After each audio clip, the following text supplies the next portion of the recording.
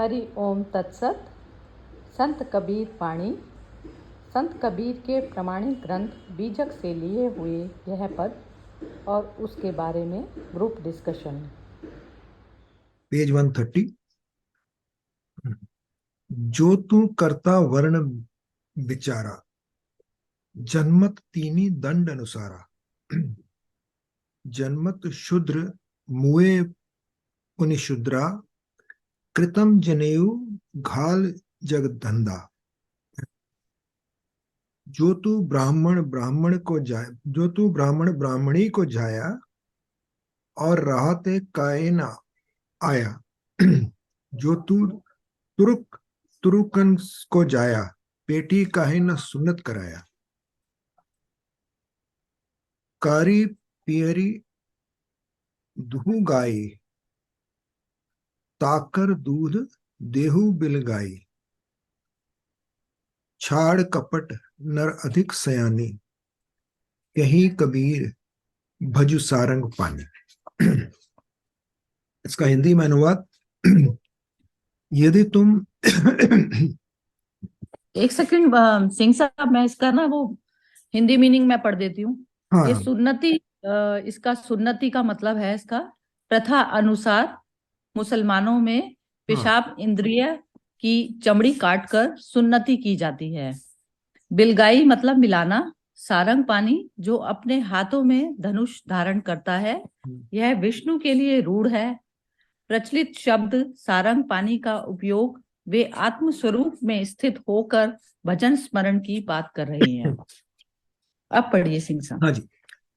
यदि तुम ऐसा सोचते हो कि वर्ण व्यवस्था ब्राह्मण क्षत्रिय वैश्य शूद्र ईश्वरीय एवं प्राकृतिक हैं, और दंड के कारण उन्हें किसी विशेष वर्ण में जन्म मिला, ये असत्य है।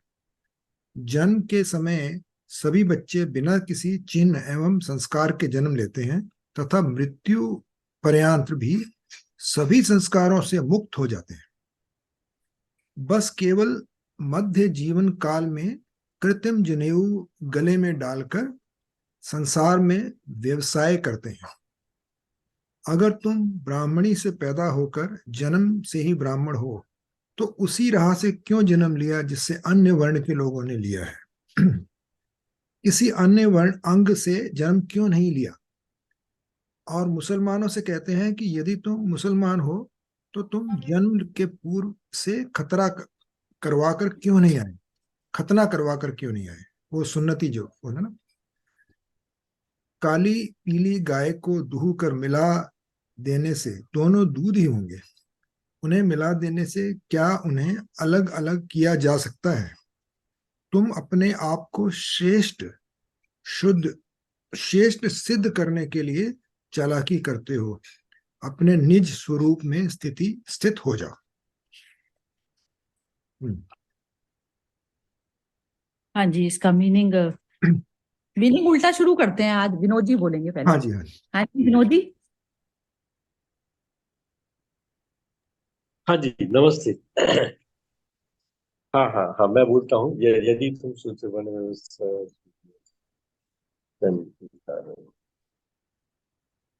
हाँ, इसमें ये कबीर जी कह रहे हैं कि जो अलग अलग जातियों में जन्म लेते हैं इंसान, जैसे ब्राह्मण हो गए, शूद्र हो गए और दूसरे हो गए, तो अगर वो दंड है किसी विशेष जन्म लेने का, तो वो तुम्हारा सोचना गलत है। मतलब कि सब लोगों का जन्म एक ही प्रकार से होता है, वो सब अपने माँ के पेट से ही आते हैं, और सबका जन्म एक कृत्रिम तरीके से ही होता है, और सब प्रॉपर उसी, मतलब जो प्रोसेस है सबका, इंसान हो जानवर हो कोई भी प्रकार के, मतलब वो प्रोसेस एक ही नियति ने कृत्रिम जो बनाया हुआ है, प्रकृति ने वो एक ही बनाया हुआ है। तो अगर तुम अलग अलग अलग ब्राह्मण हो या किसी को अलग तरीके से देखते हो, तो वो बिल्कुल ही गलत है। इसमें कबीर जी सारांश में ये कहना चाहते हैं कि सब एक ही, सब इक्वल इक्वल, मतलब कि जितने भी लोग हैं वो सब इक्वल हैं। हाँ, वो सब इक्वल हैं, और चाहे वो हिंदू हो मुसलमान हो, अलग जाति के हो, हिंदू में भी अलग अलग जातियां हैं, जितने भी प्रकार हैं, तो वो उसमें, ताकि उसका एक एग्जांपल भी दे रहे हैं कि दूध गाय का हो या भैंस का हो, दोनों जब दूध मिलते हैं तो वो एक ही लगते हैं। उसमें दोनों का रंग भी एक रहता है, और मतलब उनके जो गुण है वो भी एक ही रहते हैं। जब उनको मिला दिया जाए तो वो एक ही रहते हैं। तो कोई इंसान श्रेष्ठ नहीं है। वो लास्ट लाइन में बिल्कुल सही कह रहे हैं कि अगर आपको श्रेष्ठ होना है तो अपने रूप को समझना है आपको। जो हमने कल बात की थी, कल एक्सटेंशन था उसी का, कि जो आपको ब्रह्म में स्थित होना है, तो उसके जो ब्रह्म में स्थित होना है तो उसकी तरफ जाना है, अपने सेंटर को जीरो करना है और ईगो को विलीन करना है। तो उसी राह में उधर वो आगे कह रहे हैं कि पहले एग्जाम्पल दिए दूध के और जाति के, उसके बाद लास्ट में यही कह रहे हैं कि अपने रूप को समझो, तुम अपने रूप में स्थित हो जाओ। तो अगर सेंटर जीरो करते और ईगो निकाल देते हैं तो आप अपने रूप में स्थित हो जाओगे, और यही सही जीवन है इंसान का। और ब्रह्म को प्राप्त करने के लिए वही सही तरीका है। और बाकी जो भी है उन्होंने एग्जाम्पल दिए हैं कि आप दूध का लो या किसी और का, तो कृत्रिम जनेऊ या कोई भी आडंबर करने से आप श्रेष्ठ नहीं बनते हो। आपको श्रेष्ठ बनना है तो आपको अपने रूप को समझना पड़ेगा और ब्रह्म में लीन होना पड़ेगा। बस यही। Thank you. अच्छा, परफेक्ट है बिल्कुल। हाँ जी, विमी जी। हाँ, इसमें एक तो कबीर साहब जो धारणा लोगों में बनी हुई है कि आप उस जाति में पैदा होते हो डिपेंडिंग ऑन आपके जो पहले के जो कर्म रहे हैं, उसके हिसाब से आपको, आप शूद्र पैदा हो गए या वैश्य पैदा हो गए या जो भी पैदा हो गए, तो वो और वो दंड के कारण है। तो एक तो इसको वो टैग कर रहे हैं। दूसरा वो ये कह रहे हैं कि यदि ऐसा होता कि कि मतलब भगवान ने या ईश्वर ने तो कोई भेदभाव नहीं किया जन्म के समय, कोई भी मतलब कोई हिंदू मुसलमान या किसी जाति का यदि ऐसा होता, तो और यदि वो दंड के तहत तो वैसा होता, तो फिर वो कहते हैं उसका पैदा होने की जो प्रोसेस है, या जहाँ से वो सभी माँ की उसी जैसे माँ की कोख में जन्म लेते हैं, और जो फिर जो प्रोसेस है तो वहीं से है। और तुम ही लोगों ने मतलब इंसान ने ही ये अलग अलग वो बना दिए, ये जो मुसलमानों का कहा कि इस तरह से वो कटवा करके और वो करके, तो ये सब कुछ तो तुम्हारा अ, खुद का किया हुआ है ईश्वर के ही तरफ से। तो वो वही कह रहे हैं कि सब एक है और कभी ईश्वर ने कोई भेदभाव नहीं किया। और यही कि यहीं पे जैसे वो दूध का दे रहे हैं कि आप दो तीन तरह के दूध को गाय की दूध का मिला दोगे तो रहेगा तो वो दूध ही, तो मूल तो वही है। मूल को ना देख के तुम फिर से वही अपने धारणाओं के, अपने मान्यताओं के हिसाब से तुमने फिर से वही डिविजन्स क्रिएट कर दी है। तुम अपने आप को श्रेष्ठ सिद्ध करने के लिए चालाकी करते हो, और ये सब जो काम जो तुम कर रहे हो बस अपने आप को, मतलब वही वही अहंकार है श्रेष्ठ बनने के लिए कि मैं वाली जो है, या मेरा धर्म या मेरा ये और वो है, तो उसमें ये सब तुम उठा के ले आए हो। और अभी भी वही है कि जब हम कितनी बारी वो अ, जब ये कोविड के टाइम भी हुआ और वो सब कुछ भी, तो वो जो डिविजन्स ये है इंसान ही किया जा रहा है। एक दूसरे के जहर हम घोले जा रहे हैं। अ, ये के मतलब धर्म की, अपने धर्म को श्रेष्ठ बना के एक तरह का समाज में जहर ही घोल रहे हैं। और वो करे तो वही चालाकी करते हो, अपने निज स्वरूप में स्थित हो जाओ। तो निज स्वरूप वही है कि वही एक ओमकार वाला, एक ही से हम सब हैं हमारी। और कोई भगवान ने जब नहीं कहीं पर भी डिवीजन किया, तो तुम कौन होते हो डिविजन करने वाले? बस। बढ़िया। चलिए, अब मोना की बारी है वैसे तो। मोना कंफर्टेबल हो तो बोलो, नहीं तो फिर कटी भी। हाँ। हाँ जी। तो जैसे मतलब वो खून का रंग सबका रेड होता है, वो उसमें कोई कोई मतलब जैसे किसी का भी हो, ऐसे ही मतलब जब जन्म होता है इंसान का, तो वो मेन तो वो मतलब भगवान का ही है सोर्स। वो बस यहाँ पे आके इंसान वो कर देता है कि ये ब्राह्मण है, ये मुस्लिम है, ऐसे। लेकिन अगर उसको मतलब इंसान देखता नहीं है कि मेन तो वही जड़ तो मतलब मेन तो परमात्मा ही है ना। उन भगवान ने देखो सबके खून का रंग भी रेड ही बनाया है, मतलब अलग अलग कलर नहीं बनाए उसने ब्लड के, ऐसे। हाँ, बिल्कुल बढ़िया। अच्छा, एक और उधर एक बोला। चीज हाँ कहना चाहे थे कि जैसे कोविड के टाइम पर जब इतने लोगों की डेथ हुई, और उसके अंदर कहाँ कोई वो हिंदू मुसलमान का कोई देखे, और तब आपने कितने लोगों ने अपने प्रियजनों को ऐसे ही नदियों में फेंक दिया, ऐसे ही छोड़ दिया हॉस्पिटल में। तो तब किसी को अपनी वो याद नहीं आई कि जी तब मेरे धर्म के अनुसार तो उसको जलाना है, या मेरे धर्म के अनुसार उसको दफनाना है। तो वही है, इंसान अपने ही उसमें क्या कहते हैं, अपने मतलब के लिए ही ये सब कुछ उसने किया हुआ है। जब वो नहीं हो रहा अपने आप को बचाने के लिए, तो छोड़ दिया अपने वही रिश्तेदारों को जिसके आप वो, और वही फिर अपने वो जो धर्म के जो रूल्स है उनको छोड़ दिया, मतलब मोल्ड कर दिया ना उस समय। जब अपना नहीं बैठा तो चलो जी दूसरा। तो वही है कि निज स्वार्थ के लिए ही सब कुछ कर रहा है, और चालाकी, ये जो सब है कर्म कांड, ये जो रूल्स बनाए हुए हैं, ये सब चालाकियां ही हैं अपनी इंसान की, बिल्कुल। उसके अलावा कुछ नहीं। इसमें वो ना एक वो भी। मतलब हाँ, बोलो बोलो, मोना बोलो। तो मतलब इंसान ने अपनी ही यहाँ पे बना ली ना, अपने ही रूल बना लिए धरती पे। हाँ, ये इसमें सबने ना अपने ये अपने रूल बना लिए। एक चीज और अप्लाई होती है इसमें। ये जो कोविड के टाइम में जो चीज हुआ, तो ये एक तरीके से ये कम्युनिकेबल डिजीज थी। तो इसको भी, ये डिजीज भी पता किसको लगती है? यदि कोई मनुष्य है आत्मा में स्थापित जो शरीर भाव में नहीं रह रहा, उसको नहीं लगती है। जो आत्मा भाव में जो प्रतिष्ठित हो गया, जो मनुष्य जिसका जरा सा भी जो है उसके मन जो है, कहीं भी उसके मन में 1% भी, या समझ लीजिए 0.1 0.00 कर दीजिए कि इनडेफिनेट टाइम तक, और 1% जो है वो उसमें लगाया जाए, तो उतना भी यदि उसके अंदर वो कंपित नहीं होता शारीरिक एक्टिविटीज के ऊपर नीचे होने से, तो उसको नहीं लगती कोई भी। वो उससे परे हो जाता है। पहले अपने मन को उसमें प्रतिष्ठित करना पड़ता है हमें, आत्मा में।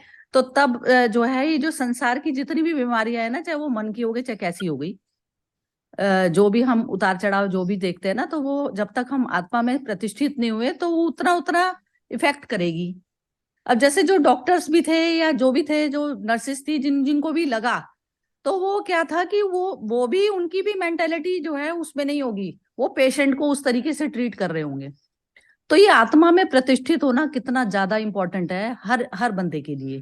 तो ये चीज मनुष्य को पता ही नहीं है, कि बिल्कुल भी नहीं लग सकती। जितना हम डरे रहते हैं ना बाहर की सिचुएशन से, तो तभी उतना उतना परसेंट के उसमें हमारे पास में आती है चीज। जितना हम किसी को घृणा की दृष्टि से देख रहे हैं या वैसे करके देख रहे हैं, तो वो चीज होती है। लेकिन मनुष्य को ये चीज पता नहीं होती। तो वो क्या है ना, अपना ही स्वरूप भूला पड़ा है ना। ये स्वरूप स्वरूप में प्रतिष्ठित व्यक्ति वही होता है ना। स्वरूप मतलब तुम स्वयं परमात्मा हो। स्वयं परमात्मा हो, खंड में दिखाई दे रहा है। खंड मतलब ये हो गया जितने जितनी बॉडी है, उनमें अलग अलग अलग अलग रूप से झलक रहा है वो। ये चीज पढ़ी है ना हमने उसमें। तो ये सभी उसमें उसी के दर्शन है। तो सब में है, तो डिवाइड होकर भी वो एक ही तो रहा। तो वो अवस्था में वहां पर जाना पड़ता है हमें।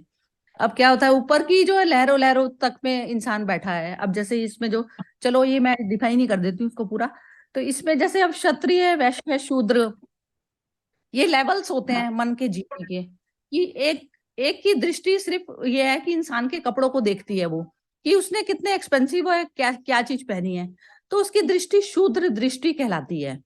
और एक मनुष्य जो है वैश्य, उसमें आता है कि जैसे मैं सामने वाले मनुष्य के साथ में मेरी बिजनेस ही, मैं हर किसी में बिजनेस वाली रिलेशनशिप देखती हूँ कि मैंने इसका कुछ 0% या 1% भी किया, तो उससे मेरे को रिटर्न में क्या मिलना है इन फ्यूचर। रिटर्न में मतलब किसी भी उसमें, जैसे मैंने किसी को एक गिलास पानी का भी पिलाया तो वो कल को मेरे काम आ जाएगी या आ जाएगा जो भी। तो ये हो गई वैश्य दृष्टि, वैश्य दृष्टि हो गई। और क्षत्रिय दृष्टि वह होती है कि क्षत्रिय दृष्टि वही हो गया जो अपना साम्राज्य है, जैसे हमारी स्थापित करना, किसी के भी मन को जीतने की कोशिश नहीं है, लेकिन मैं स्थापित कर लूं कहीं पे भी, फिजिकल लेवल पर होता है ये क्षत्रिय दृष्टि भी। ब्रह्म दृष्टि क्या होती है? ब्रह्म दृष्टि होती है कि मैं ही ब्रह्म और सामने वाला भी ब्रह्म है। जो कल विनोद जी ने बोला था कि हमें ये हमेशा 24 घंटे याद रहे कि सामने वाला चाहे चींटी के रूप में भी आया तो वो ब्रह्म की ही बिना मर्जी से नहीं आया। तो वो जो प्रकृति भी जो बरतती है, प्रकृति भी जो मूवमेंट जो चलती है, तो वो बिना ब्रह्म के कैसे चल जाएगी? वो नहीं चलती ना। तो हम एक होके नहीं देख पाते उस चीज को। तो ये होती है ब्रह्म ब्रह्म दृष्टि। ब्रह्म दृष्टि होती है कि सब में ब्रह्म को मैं देखती हूँ और फिर मैं उसके हिसाब से व्यवहार करती हूँ कि वो ब्रह्म बस कितनी दूर गया हुआ है अपने आप से। अब प्रकृति लेवल पर जो है, तो वो प्रकृति लेवल पर तो उस पर आप दया करेंगे या वैसा करेंगे, तो वो डर अपने आप ही ऑटोमेटिकली खत्म हो जाता है। अब जैसे कोई स्नेक ही आ जाता है हमारे सामने, बहुत वैसा भयंकर जीव है ना, तो उसको देख के एकदम ही इंसान कांप जाता है। सपोज कीजिए यदि आपको उसमें भ्रम दृष्टि में भ्रम ही दिखा, तो मतलब ही नहीं है कि वो आपको जो है कर जाए परेशान। और क्या होगा कि लेन देन होता है हमारा। अब जिस भी परिवार से हमारा लेन देन था, उस परिवार में हम जन्मे, लेन देन मतलब बिजनेस रिलेशनशिप थी हमारी, कहीं ना कहीं हमारा कर्म का खाता जो है, अकाउंट जो है उसके साथ में था। तो वही कर्म निपटाने के लिए सामने प्रकृति हमारे सामने भेजती है उस जीव को। तो ये सारा खेल ऐसे चलता है। तो ये टोटल इसका यही है कि ये जो हम सुपरफिशियल चीजें जो भारी तौर की, जिस परिवार में हमने जन्म लिया उसी परिवार की चीजों को हम मानने लग जाते हैं।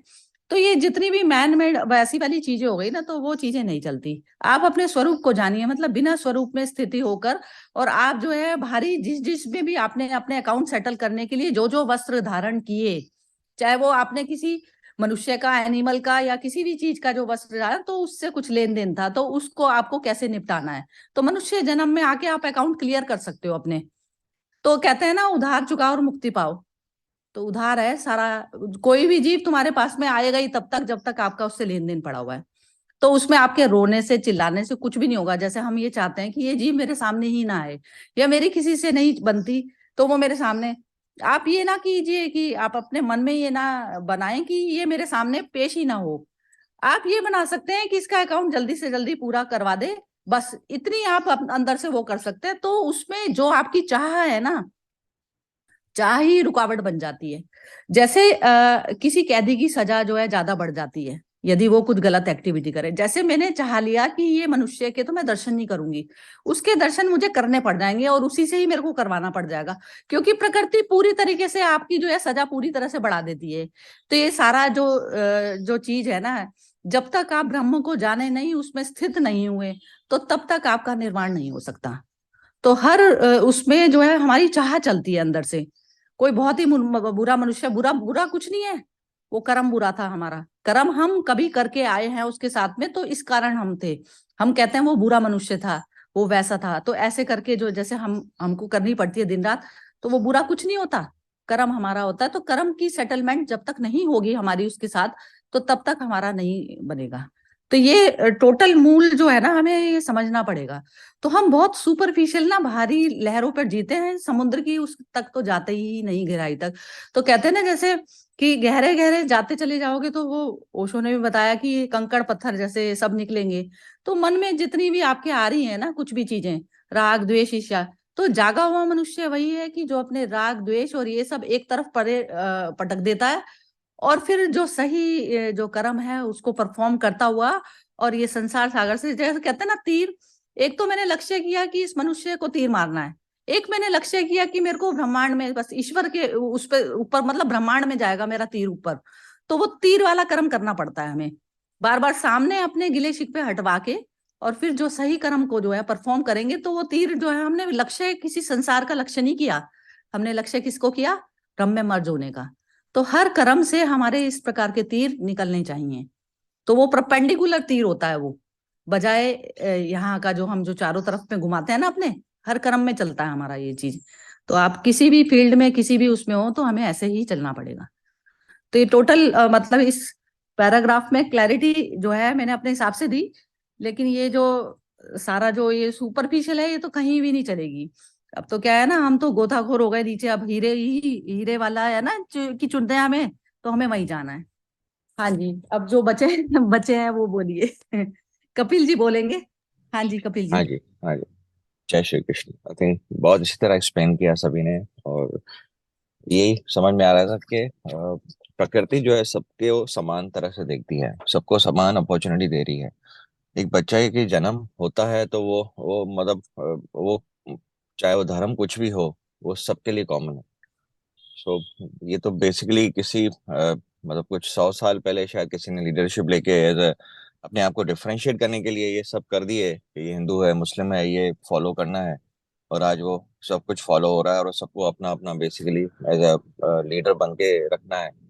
सो वही फॉलो हो रहा है। आई थिंक गीता में कुछ मुझे याद नहीं आ रहा है कौन सा श्लोक था, बट उसमें यही था कि कर्म अगर करना है तो कर्म समर्पित होके करो, और कर्म का जो रिजल्ट है उसको भी समर्पण कर दो। तो फिर अटैचमेंट का कोई सवाल नहीं होता है, और अगर अटैचमेंट नहीं है तो फिर ये जो बेसिकली ये जो बंदिश है और ये सब चीजें हैं उसका तो कोई मायना ही नहीं रहता। तो इतना ही बोला था जी। हाँ बिल्कुल, बहुत ही आप बिल्कुल टू द पॉइंट बोलते हैं, बहुत ही बढ़िया बोला। चलिए सिंह साहब आप बोलिए। हाँ जी। सबने बहुत बढ़िया बोला है, बहुत अच्छा बताया। मैं सिर्फ इसमें इतना ही ऐड करना चाहूंगा कि कबीर साहब एक तो दो बातें कर रहे हैं यहाँ पे। एक तो बोल रहे हैं कि जात पात में कुछ नहीं रखा है, सब एक जैसे हैं, जाति से कोई फर्क नहीं पड़ता, यानी कि अंदरूनी या बाहर कुछ भी हो, कुछ फर्क नहीं पड़ता, हम अपना फर्क बना लेते हैं अपने हिसाब से। तो ये ब्राह्मण तो ब्राह्मण तिलक लगा लेते हैं, शूद्र है तो उनको वो बना देते हैं अपना सेवक सेवक बना, जो भी वॉट एवर इट इज, अलग अलग के हिसाब से अलग अलग उसको जॉब दे दिया हमने। जबकि ऐसा है नहीं, जन्म से सब एक जैसे हैं। दूसरी बात उन्होंने क्या बोली है, कबीर साहब ने कभी कभी भी मतलब इसमें ऐसे ही बताया उन्होंने, वो किसी जन्म की बात नहीं करते, यानी कि आगे क्या होगा और पीछे क्या जन्म होगा उसकी बात उन्होंने कभी नहीं, इमेजिनेशन वाली कोई बात नहीं करते वो। उन्होंने क्या बोला है कि संस्कार जो है वो लेके नहीं आता है बच्चा, बिना किसी संस्कार के बिना किसी चिन्ह के ही कम्स टू दिस प्लानिट, और जाते वक्त भी सबसे मुक्त होके जाता है वो। यानी कि उनका ये कहना है कि प्रैक्टिकल जो है वो यही लाइफ में जो है सब कुछ। उन्होंने कभी भी नहीं बोला है कि पिछले जन्म में ऐसा था और अगले जन्म में ऐसा होएगा। इसका मतलब है कि उन्होंने कभी कोई ग्रंथ भी नहीं पढ़ा है, वो सिर्फ अपने ही बात करने हैं सिर्फ। तो उनकी अपनी बात के हिसाब से वो बड़ी प्रैक्टिकल सेज कि वो जैसा संस्कार लेके नहीं आता है और लेके जाता भी नहीं है, जो संस्कार है इसी जन्म में है, इसी जन्म में छोड़ के चला जाता है। तो ये बेसिकली जो बोल रहे हैं पहली दो लाइनों में है, तो वही मैं समझाने की कोशिश कर रहा था। बाकी तो वो बिल्कुल सही बोला उन्होंने कि अगर तुम अपने आप को अलग समझते हो तो अलग रास्ते से आते थे, या दो गायें अगर अलग है तो दोनों का दूध एक जैसा कैसा है, जैसे अभी मोना जी ने बोला सबका खून एक जैसा कैसे है, तो वो सब एक ही है। यही बताना चाह रहे हैं कि सब कुछ एक ही है, हम खुद उनको अलग अलग कर लेते हैं, हम उनको अलग अलग समझ लेते हैं, what ever you can say.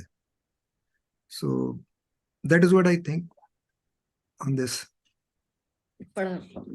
ये एक और चीज है इसमें, जैसे ये जो संस्कार वाली जो बात आई, हाँ जी, हाँ तो जी। संस्कार में जैसे ये है कि मैं किसी पुराने पुराने उसमें मैंने कोई कारपेंटर का काम किया हुआ है, सपोज कीजिए किया हुआ है, तो मेरा मन उसी में ही ज्यादा जो है चलता है। जैसे एक प्रकृति जो ग्रो करवाती है, तो उसका क्या मैंने सुना नहीं, मैंने पुराने क्या। पुराने बर्थ में जैसे मैंने कोई कारपेंटर का काम किया हुआ है, ठीक अच्छा। है, तो अब जैसे मेरी रुचि कहाँ पर होगी, अब नेक्स्ट बर्थ में मेरी रुचि कहाँ की तरफ पर जा रही है, या मैंने कौन से उस पर जो है उस बॉडी को छोड़ा था, कौन सी कामना और वासना के हिसाब से मैंने छोड़ा था उस शरीर को, पुराने वाले को। तो उसमें क्या होता है कि उसी में ही वो ग्रो कराती है जो आपकी इच्छा रही हुई होती है, जो आपकी इच्छा रही हुई होती है उसी में ग्रो कराती है, वैसी ही बॉडी आपको निर्मित करके देती है वो प्रकृति, वैसे ही बनाती है आपकी। वो आपका ही ऑर्डर था जैसे कामना थी ना जो आपकी, तो आपका ही ऑर्डर था, आप वो चाह रहे थे, तो प्रकृति ने आपकी चाह के अकॉर्डिंग आपका शरीर रच दिया, ऐसा हुआ। तो इसमें क्या होता है, अब जैसे जब मैं प्रकृति नहीं, अब ये बॉडी क्या है, एज अ इंस्ट्रूमेंट मेरे लिए। तो एक जो मुक्त मनुष्य होता है ना, मुक्त मनुष्य हमेशा ही मुक्त होता है। वो जैसे कर्म कांड के उसमें पड़ा हुआ है, ब्राह्मण ब्राह्मण है जो जो सिर्फ उसको बुक्स और वो सब चीजें ही पढ़नी आती हैं। लेकिन जब वो अपना स्वरूप जान गया, तो अब उसके सामने जो भी पढ़ता है, अब उसके सामने कोई फाइटिंग ही आ गई किसी से, तो वो क्षत्रिय का भी काम करेगा, वैश्य का भी करेगा, और शूद्र का भी, सब चीजें ऐसे करेगा। वो कोई बैगेज नहीं रखेगा किसी का भी। तो वो जो है वो बिजनेस भी करेगा, तो बिजनेस कैसा होगा, बिजनेस स्वधर्म में स्थापित होकर करेगा। शूद्र का करेगा तो स्वधर्म में, कि अब किस चीज की रिक्वायरमेंट है समाज में, अब क्या चीज की कौन सी मेडिसिन चाहिए। तो इस प्रकार से जो बुद्ध पुरुष होते हैं ना, वो इंस्टेंट देखते हैं कि अब क्या इस मौके पर क्या चीज की जो है जरूरत है, इस पे बोलना जरूरी है, इस टाइम में शूद्र वाला काम करना जरूरी है। तो जैसे अब चारों तरफ में समाज में फिजिकल कोई गंदगी फैली हुई है, तो उस समय सबको ही झाड़ू उठानी चाहिए, ठीक है ना। तो वो चीज करेगा उस समय। तो वो बंधा हुआ नहीं है, वो मुक्त हो गया। पहले पहले स्वयं को मुक्त करेगा ना, स्वयं को मुक्त करेगा तो जिस समय में जो रिक्वायरमेंट है वो चीज वो करेगा, ऐसा होता है। और जैसे एक स्वभाव कहते हैं ना, स्वभाव से किसी की रुचि किस में है, तो वो भी उससे भी कनेक्शन होता है हमारा। क्योंकि ये जो मन है, मन पुरातन है। मन जब तक आत्मा में स्थापित नहीं होता, तो वो मन के हमारे जन्म होते चले जा रहे हैं बार बार। तो मन क्या है, मन में जो भरा था, मन में क्या चीज भरी थी, कामना वासना भरी हुई थी जो। तो वो इस प्रकार से ये जो है सारा बैगेज हमारा पुराना तो चलता है। लेकिन जब मन ने ये जान लिया कि मैंने ये जान लिया कि ये मन ही है, तो तब उसको जो है फिर मेरे को देखना आ गया, देखना आ गया। अब मैं जो है मुक्ति के लिए जो भी कुछ कार्य करूंगी, तो जो मेरे सामने पड़ जाएगी जो चीज। अब कोई पेशेंट है और घर में ही कोई सपोज कीजिए, चाहे बेशक तुम्हारे पास दूसरी हेल्प भी है, लेकिन फिर भी यदि कोई वो नहीं है, तो आप परेशान नहीं होंगे उसको करने में। क्योंकि उस समय ईश्वर ने आपको सामने वो अपॉर्चुनिटी दी है कि आप उस चीज को फुलफिल करके खत्म होए, उऋण होए, मतलब ऋण से उऋण वाले उसमें जाएं। तो इस प्रकार से हमेशा खुले दिमाग से जो है वो मनुष्य जीता है, कोई बोझ पुराने उसका लादता नहीं। क्योंकि सामने हर मोमेंट में जो प्रकृति दृश्य उसको देती है, उसको वो प्रॉपर तरीके से जस्टिफाई कर पाता है। ये होता है, मेरी तो समझ ऐसी काम करती है, बिल्कुल। मैं तो असल और मैंने जो बताया है, वो जो कबीर साहब बोल रहे हैं वही बताया मैंने, जैसे उस हिसाब से बताया कि वो किसी भी दोहे में आप देखना, उनको कभी उन्होंने कुछ इमेजिन नहीं किया है। He is always talking about what is happening, या अपने अंदर कैसा, अपने आप को कैसा बनाना है, कैसा करना है अपने आप। तो उन्होंने कुछ इमेजिनेशन से थोड़ा दूर ही रहे हैं वो। तो इनमें हम इतने दोहे पढ़ रहे हैं, कभी भी उन्होंने कभी कोई चीज को, बड़े प्रैक्टिकल थे वो, मतलब एकदम से किसी किसी का प्रभाव नहीं पड़ा उनके ऊपर, किसी आउटसाइड से या किसी से। जैसे ना हम क्या करते हैं नॉर्मली, जब बच्चा पैदा होता है तो बड़ा करते हैं, तो उसको हम बहुत सारी चीजें अपनी तरफ से बताते रहते हैं, या कहीं से भी ग्रंथ से पढ़ के बता दिया, कहीं से बता, या अपनी एक्सपीरियंस उनको बता दिया। तो उनको हम थोड़ा सा कंडीशन कर देते हैं, यानी कि बच्चे को हम जो असली उसके अंदर से पनपना चाहिए वो नहीं पनपने देते हैं, बल्कि उसको अपने हिसाब से बना देते हैं। तो ये सब, ये संसार जो है अपने हिसाब से उसको बना के उसको, उसके अंदर संस्कार पैदा करता है। तो वो संस्कार उसके अंदर जो है, वो यहाँ पैदा होने के बाद जो है उसके उसके पहले जो लोग मानते हैं कि दंड, क्या बोलते हैं, सजा की वजह से शूद्र बन गया, वो सब असत्य है एकदम से। मतलब वो इन्होंने गलत बताया है कि कोई उसको सजा मिली है, या पिछले जन्म में गलत काम किया इसलिए वो शूद्र बन गया, इसलिए वो उन्होंने बिल्कुल असत्य बोला है। तो इस हिसाब से जो है हमको ये है कि कुछ भी इमेजिन नहीं करते हैं, सब कुछ वो अपना एक्सपीरियंस बात कर रहे हैं। जैसे आप बोलते हैं ना, सब अपनी अपनी गीता।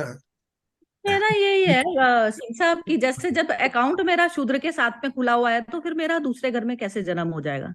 नहीं, हम उन्हीं बंदों के शूद्र साथ में मानते खुला ही हुआ नहीं है। ना, वो तो शूद्र मानते ही नहीं, वो कहते हैं कि मैं सब एक ही शूद्र है। की, मैं शूद्र नहीं फिजिकल है, कोई उसकी बात ब्राह्मण नहीं है, कोई नहीं है, तो हमने बना दी, नहीं नहीं नहीं, वो नहीं जैसे मानते। शूद्र में जो, जिनको शूद्र कह रहे हैं हम, जो समाज में जो शूद्र के उसमें फेमस हैं, हम कह रहे तो हैं जब हम अकाउंट उन बंदों के साथ में है, अकाउंट तो मेरा एक चीटी के साथ में भी है। यदि वो कोई मेरे घर में आई है तो वो मेरे साथ में उसका अकाउंट है, इसी कारण आई है वो। लेकिन अब शूद्र जो है वो नहीं बता रहे हैं कि शूद्र हम बताते हैं, हम बनाते हैं। ब्राह्मण भी हम बना रहे हैं, मतलब इसमें ना मुझे वो जो मेरे ख्याल से सिंह साहब ने वो जो भेजा था उमा जी का, उसमें जब उन्होंने कहा था कि कृष्ण कभी इनके साथ नहीं होते, ये बनियों के साथ, और क्योंकि ये लेन देन में लगे रहते हैं, तो वहां पर उनका बनिया का जो था वो ये नहीं था कि हाँ जी पर्टिकुलर जाति को वो अटैक करें। उनका यही था कि जो इस तरह के भाव रखते हैं, तो यहाँ पर ये जो चारों जातियां भी जो इंसान ने बनाई हैं, वो बिल्कुल। ये भावों के अनुसार बना दिया जी। कि हम्म। ये तो अब जैसे हमारे, मतलब just giving an example, when I was getting married, मैं पंजाबी हूँ getting married to a Jat, UP Jat, तो हमारे लोगों में ही था कि हाँ जी ये वो जाट है वो तो लठमार है, और ये जो है पंजाबी है तो ये लड़ाके है। तो मैं और मेरे हस्बैंड तो हंसते थे, चलो दोनों तरफ लड़ाई कर रहे हैं ना, वो तुम, हम जुबान से लड़ाई करते हैं पंजाबी, तुम लट लेके करते हो। तो मतलब वही वो हमने ही अपने वो उसमें डिफाइन कर दिया है कि इस जाति का है तो वो ऐसा होगा, उसमें होगा। हमने वो उसके जैसे वही कोई प्रथा या मूल्य उसका सेट कर दिया। तो जब वो उमा जी ने भी कहा कि जो लोग इस तरह का लेन देन में ही जिनका है कि मैं ये करूं तो मुझे कुछ मिलेगा, ये होगा तो मेरा, ये मैं कर दूंगा तो मेरा ये भला होगा, तो जिनकी ऐसी प्रवृत्ति होती है उनके पास तो कृष्ण बिल्कुल नहीं होते। और इसीलिए इस तरह के लोग आजकल अपना दूसरा भगवान ढूंढ रहे हैं। तो और भगवानों को भी हमने ऐसे ही चुन लिया है। मतलब ये दिवाली के टाइम पर लक्ष्मी जी, हाँ वो धन की देवी, वो उसकी देवी उसकी वो, तो ये तो सब ईश्वर की तरफ से तो कहीं पर भी कोई डिवीजन नहीं, ये तो ये वो कहो ईश्वरीय मूल्य और मानव मूल्य, वहीं पर फर्क आ गया। हम इस धरती पर आए, हमने डिवीजन कर दिया। And somehow I agree to this कि ठीक है, इस जन्म में मैंने जो किया होगा उसका कैरी फॉरवर्ड कहा जाता है, मतलब इन टर्म्स ऑफ, मैं वो थोड़ा सा बैगेज लेके हम जाते हैं इन इन टर्म्स ऑफ आर, कहते हैं वही हमारे थॉट्स और एक्सप्रेशंस उसका रहता है। बट सम वो होता होगा नहीं होता होगा, वो मतलब ठीक है, we are thinking that way. I also still feel कि जो जिस जन्म में हम पैदा हुए उसी को ठीक कर ले, आगे क्या होगा, पीछे जो हो गया, मैं क्या थी, उसको क्या लेना देना उससे। आगे मैं अभी दूसरे जन्म में मैं उसको सुधारने के लिए, चलो वो उस हद तक ठीक है, अगले जन्म को यदि उस पे से सोचो तो अगले जन्म को सुधारने के लिए मैं इस जन्म को ठीक कर लूं, तो ये उतनी तरह की चलो लालच कह दो उसको या वो कह दो। बट स्टिल इन दोनों के बीच में जो गया और जो आने वाला है, अभी मैं प्रेजेंट को ठीक कर दूंगी तो उतनी तक ही लालच है कि फिर मेरा आगे भी सही हो जाएगा, और ऑफ कोर्स अभी तो सही हो ही रहा है। यदि मैं अपने आप को अभी संभाल के चलूं तो आई फील कि लिव इन द प्रेजेंट वाला, जो तुम्हारे सामने स्थिति आई पहले उसको हैंडल करो, ये नहीं सोच के कि आगे का इसमें भी 5 ना इयर्स दो प्लानिंग। दृष्टि। अभी कोई और बोलना चाहता है तीनों में से भी, ये जो बचे हैं? अच्छा, 1 मिनट में तो खत्म ही हो जाएगा, चलिए कोई बात नहीं। ये है कि इसमें ना दृष्टि होती है बिम्बी जी। यदि मैं स्वरूप में मेरी स्थिति हो गई ना, तो उस अकाउंट से मेरे को कोई एक्सपेक्टेशन के बिना यदि मैं करती हूँ तो मेरा उसी समय खत्म हो जाता है। जैसे मैं जाग गई ना, उस समय जाग गई, यदि मैंने अपने स्वरूप में बैठकर उसको कर दिया उस कर्म को, तो वो मेरा जो हाँ पुराना जो था सारा मैंने सोए सोए करा था, वो चीज खत्म हो गई। तो नहीं, जैसे ऐसे हम नहीं कहते हैं होता ना कि किसी कि स्थिति जैसे में कभी मैं दानव होंगी, कभी मैं मानव हूँ, मतलब वही ना, जैसे कभी मैं विष्णु हूँ, कभी मैं उसी में स्थिति में मैं शिव हूँ और वो हूँ। तो वो हमारी वही उसी तरह से जो जो कॉल्ड जातियां भी जाति भाव है, मानव ने उसको फिजिकल वे से डिफाइन कर दिया, पर घूम फिर के तो वो भाव वाली बात आई ना हाँ कि हाँ हाँ अ, हाँ, बिल्कुल fluid, हाँ। बिल्कुल ठीक कह रहे हो आप, आपने बिल्कुल ठीक बोला, उसमें कोई वो नहीं है। लेकिन ये जैसे आपने बोला ना कि मेरा आगे भी ठीक होगा, तो आगे हम्म भी तो जैसे हम सो गए रात को, तो फिर वो नेक्स्ट डे उठे तो हमारा वो दूसरा वही है। तो सो गए में मतलब ये हो गया कि एक जो बुद्ध की जो नींद से जो उठता है, तो वो हर क्षण उठा ही रहा। और हम जो नींद से, तो हमारे लिए क्या था कि जो हम कर्म में समझते हैं ना कि हम ये करके और फिर आगे भी अच्छा होगा, तो आगे पीछे का समय के पार चला जाता है। जो मनुष्य जग गया, जो शरीर भाव से ही खत्म हो गया, जिसका लेना देना, तो वो उस समय में ही जग गया बस। तो वो अब जागा हुआ ही सारे कर्म कर रहा है, शरीर सो जाएगा उसका, तो वो उसके लिए मृत्यु जन्म नहीं मैटर करती है, उसके लिए मृत्यु जन्म खत्म, उसी समय खत्म हो जाता है। तो जो हम कोई भी कर्म हम सामने के सामने करते हैं ना, तो हम इस दृष्टि से करें कि इसमें मुझे राई मात्र भी कुछ एक्सपेक्टेशन नहीं है। यदि फिजिकल लेवल पर भी आप जी रहे हो ना, तो तब यदि आपका ये वाला भाव रहता है कि फिजिकल नीड है जैसे आपकी किसी तरह की, तो आप चोरी करके भी खा लोगे तो उसका भी आपको दंड नहीं लगता है। ये चीज बिल्कुल, होती हाँ, है, दैट एग्री। ये हाँ, होता वो आप चेंज हो गए ना, उस समय आपका है। कर्म भी आपका बदल माइंड गया, सेट चेंज हो क्योंकि गया, माइंड सेट में आप फ्री हो गए ना, हाँ, माइंड से ही फ्री हो गए। तो इस हाँ, प्रकार से जैसे अब क्या हो गया ना, मेरे हाथ में रोशनी आ गई खुद ही, तो अब बस मेरा अब हर कदम जो है मेरा वैसे ही बढ़ेगा। तो ये एक बार टेस्ट करना बहुत जरूरी है हर मनुष्य के लिए। तो वो एक बार टेस्ट करता है ना, तो फिर वो जानबूझ के अपने आप को खाई में नहीं डालता। ये टेस्ट करना बहुत जरूरी है। और फिर हर समय इस चीज को रिमेम्बरेंस जरूरी है, रिमेम्बरेंस टू गॉड। रिमेम्बरेंस कहते हैं ना, जैसे गॉड को रिमेम्बर करना, तो ये रिमेम्बरेंस ये अपने आप को रिमेम्बर करना होता है, ऐसे ही बसता है। तो ये रिमेम्बर 24 आवर्स चाहिए होती है। अब उसमें हमारे ये जो हम जो पढ़ते हैं, गाते हैं, बजाते हैं, तो ये रिमेम्बरेंस नहीं होती, ये भी इसमें भी भूल जाते हैं हम गाते गाते, क्योंकि इसमें भी उसमें आ जाते हैं ना। तो ये रिमेम्बरेंस हमारे को हर उसमें चाहिए होती है, ये रिमेम्बरेंस इसको कहा जाता है। आ गया समझ में? तो चलिए, विवेक जी ने तो छोड़ दिया। चलिए और बाकी किसी को कुछ कहना है तो कहिए, नहीं तो फिर खत्म करें आज का। नहीं नहीं, बस हो गया, सबने बोल दिया अपना अपना। चलिए, जी, अच्छा बहुत ही डिस्कशन पॉइंट था आज। बहुत अच्छी डिस्कशन पॉइंट। हाँ जी, आप बोलिए काफी कभी क्लियर जी हो कुछ। हाँ, गया। नहीं ये नहीं, बहुत अच्छी डिस्कशन हुई और बहुत काफी कुछ हो समझ गए, में आ गया। सभी लोग पहुंचे हुए हैं, ऐसा नहीं है। मैं किसी को नहीं कहूंगी, बस वो है कि अपना जैसे प्रश्न करने का वो ये होता है ना, बस जो बोलती हूँ जी तो जी वो जैसे समझ किसके माइंड में कैसी समझ उतरी, तो वो चीज के जी हिसाब से आदमी को वर्ड्स, फिर वो होता है कि वर्ड की भी क्या होती है कि वर्ड जो हमने सीखे हैं समाज से, तो वो उसी में ही बोलेगा इंसान। तो बस यही है चीज, जी। समझ खैर सबको ही आ गई, ठीक।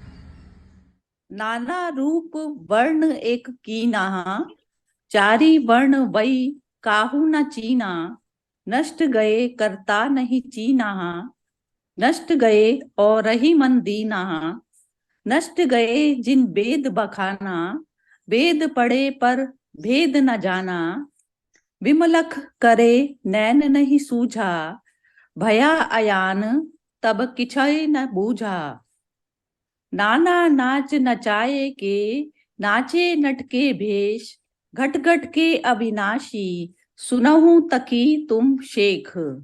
अलग अलग जातियों और चारों वर्णों का निर्धारण एक मनुष्य समुदाय ने किया है, परंतु किसी को यह विवेक ना रहा और मान लिया कि यह ईश्वर प्रदत्त व्यवस्था है। वे नष्ट बुद्धि के हैं जो वर्ण और जाति को निर्माता मनुष्य को ना मानकर ईश्वरीय शक्ति को मानते हैं।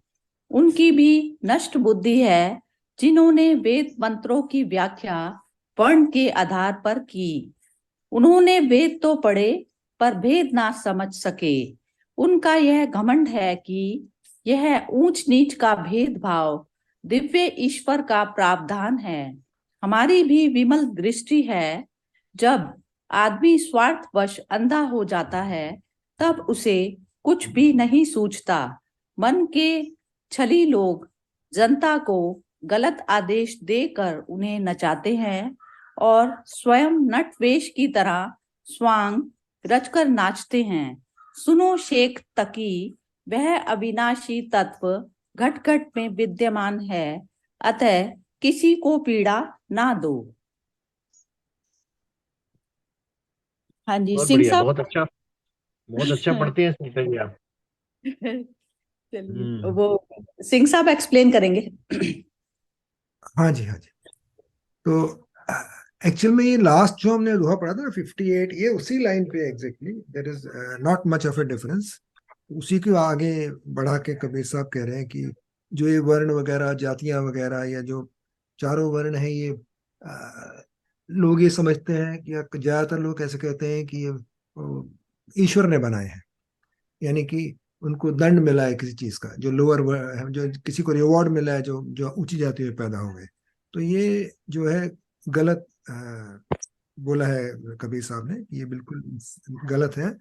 तो उनकी बुद्धि नष्ट है जिन्होंने ऐसा कुछ बोला है कि ईश्वर ने बनाए हैं और इंसान उसी हिसाब से पैदा हुआ है। लेकिन ऐसा उन्होंने बिल्कुल नहीं माना है। तो उन्होंने ये बोला है कि उसी हिसाब से फिर वेद पढ़ते हैं, उसी हिसाब से इंटरप्रेट करते हैं चीजों को। तो इस चीज को जब ये ठीक से नहीं समझेंगे तो हर चीज का जो मतलब भी गलत ही निकालेंगे वो। तो इसलिए ठीक से इंटरप्रेट अगर करना है तो ये समझना बहुत जरूरी है कि जो वर्ण या जो भी जातियां हैं वो ईश्वरीय नहीं, वो इंसान ने बनाई है यहाँ पे। तो it is just like last दुआ हमने पढ़ा था, ऑलमोस्ट वैसे के वैसे ही है इसमें भी। तो वही सब कुछ बोला है इसमें। तो ठीक, इतना ही है। धन्यवाद। बढ़िया बढ़िया सिंह साहब, बढ़िया।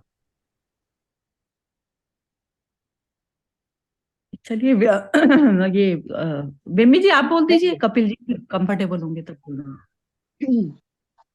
हाँ जी, वही कल के दोहे का ही एक तरह का कंटिन्यूएशन है, जिसमें वही जातियों में जो चार जातियां, या जो भी अ, मनुष्य ने खुद ही ये दीवारें खड़ी की हैं ईश्वर की तरफ से। जैसे हमने कल भी पढ़ा कि ईश्वर की तरफ से तो कहीं पर भी कोई भेदभाव नहीं है। और जब कोई पैदा होता है तो वो कोई जाति का या कोई रिलीजन का ठप्पा लगा के नहीं पैदा हुआ। तो इसके ऊपर एक अभी लेटेस्ट एक बहुत अच्छी मूवी आई है जो इसी इसी के ऊपर उन्होंने है। एक है ग्रेट इंडियन फैमिली, ये विक्की कौशल की है। तो उसमें वही दिखाया है सेम, मतलब कल हमने ये दोहा पढ़ा और कल शाम को मैं वो मूवी देख रही थी। आई और थिंक इट इज एक ऑन और है मूवी, नेटफ्लिक्स पीके, या पीके भी है एक मूवी, वो भी ऑलमोस्ट हाँ, उसी टाइम पे पीके। है। पीके भी है। नहीं, इसके अंदर इस मूवी में तो उन्होंने बकायदा यही कि कोई हम्म, आ, यही कि वो हिंदू मुसलमान का जन्म का, जैसे वो डिफरेंस का ना वहां से हम्म, वैसे दिखाया है, तो बहुत अच्छी तरह से दिखाया है। और वही है कि आज के समाज में जैसे हम कल भी बात कर रहे थे कि जब कोविड आया तो उस समय किसने कौन से कोई धर्मों का या वो प्रथाओं का फॉलो किया। तब तो कुछ नहीं रहा, तब तो कोई जिसको मतलब लोगों ने अपने प्रियजनों को ऐसे ही फेंक दिया, छूने तक का हो गया। तो ये जो प्रथाएं और ये सब कुछ उस तरह से हम इंसानों ने ही बनाई है।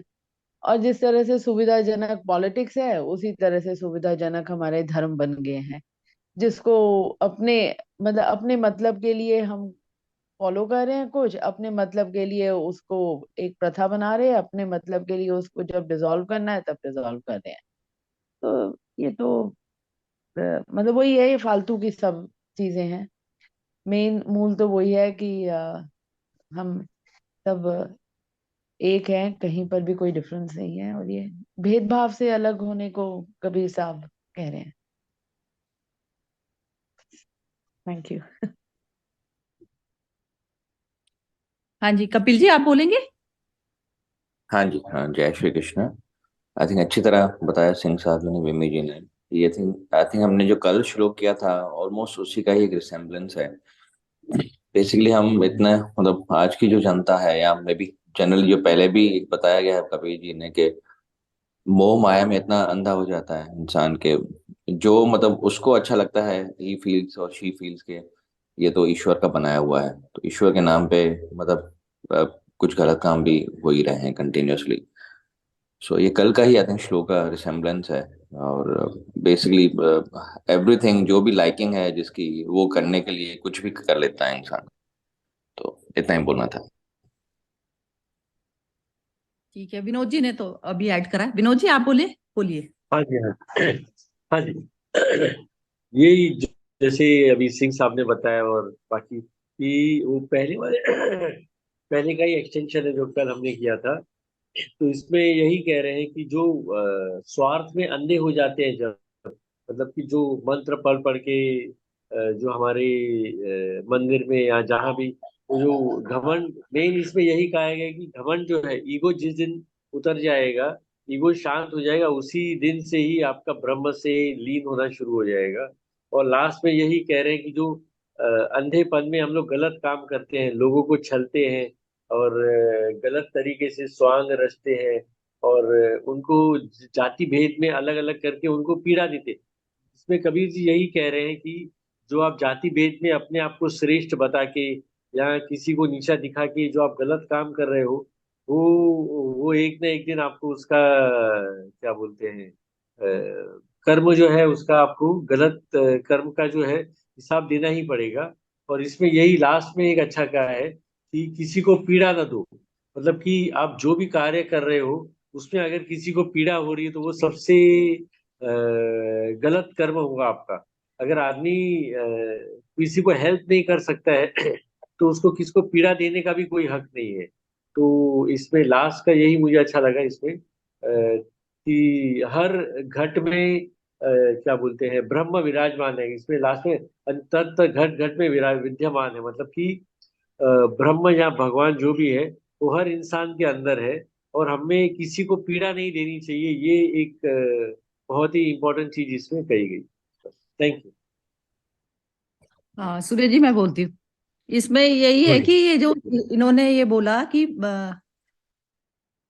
ये बोला ना कि ना मानकर ईश्वरीय शक्ति को मानते हैं। सबसे पहले अपने स्वरूप में विद्यमान होना पड़ेगा। तो उसमें जब हम अपने ईश्वरीय शक्ति को हम अलग मान लेते हैं अपने से, तो वहीं पर पहली मिस्टेक हो जाती है। तो उसमें यह है कि हम जैसे कहते हैं ना अहम ब्रह्मास्मि, तो नहीं, जैसे मैं वही हूँ। श्वेत केतु को बोला था उसने, जो श्वेत केतु के जो फादर थे उन्होंने उसको बोला कि सारा तू ग्रंथ और वेद पढ़ के आ गया, लेकिन तूने उसे जाना जिसको जानने के बाद में कुछ भी शेष नहीं रहता जानने को।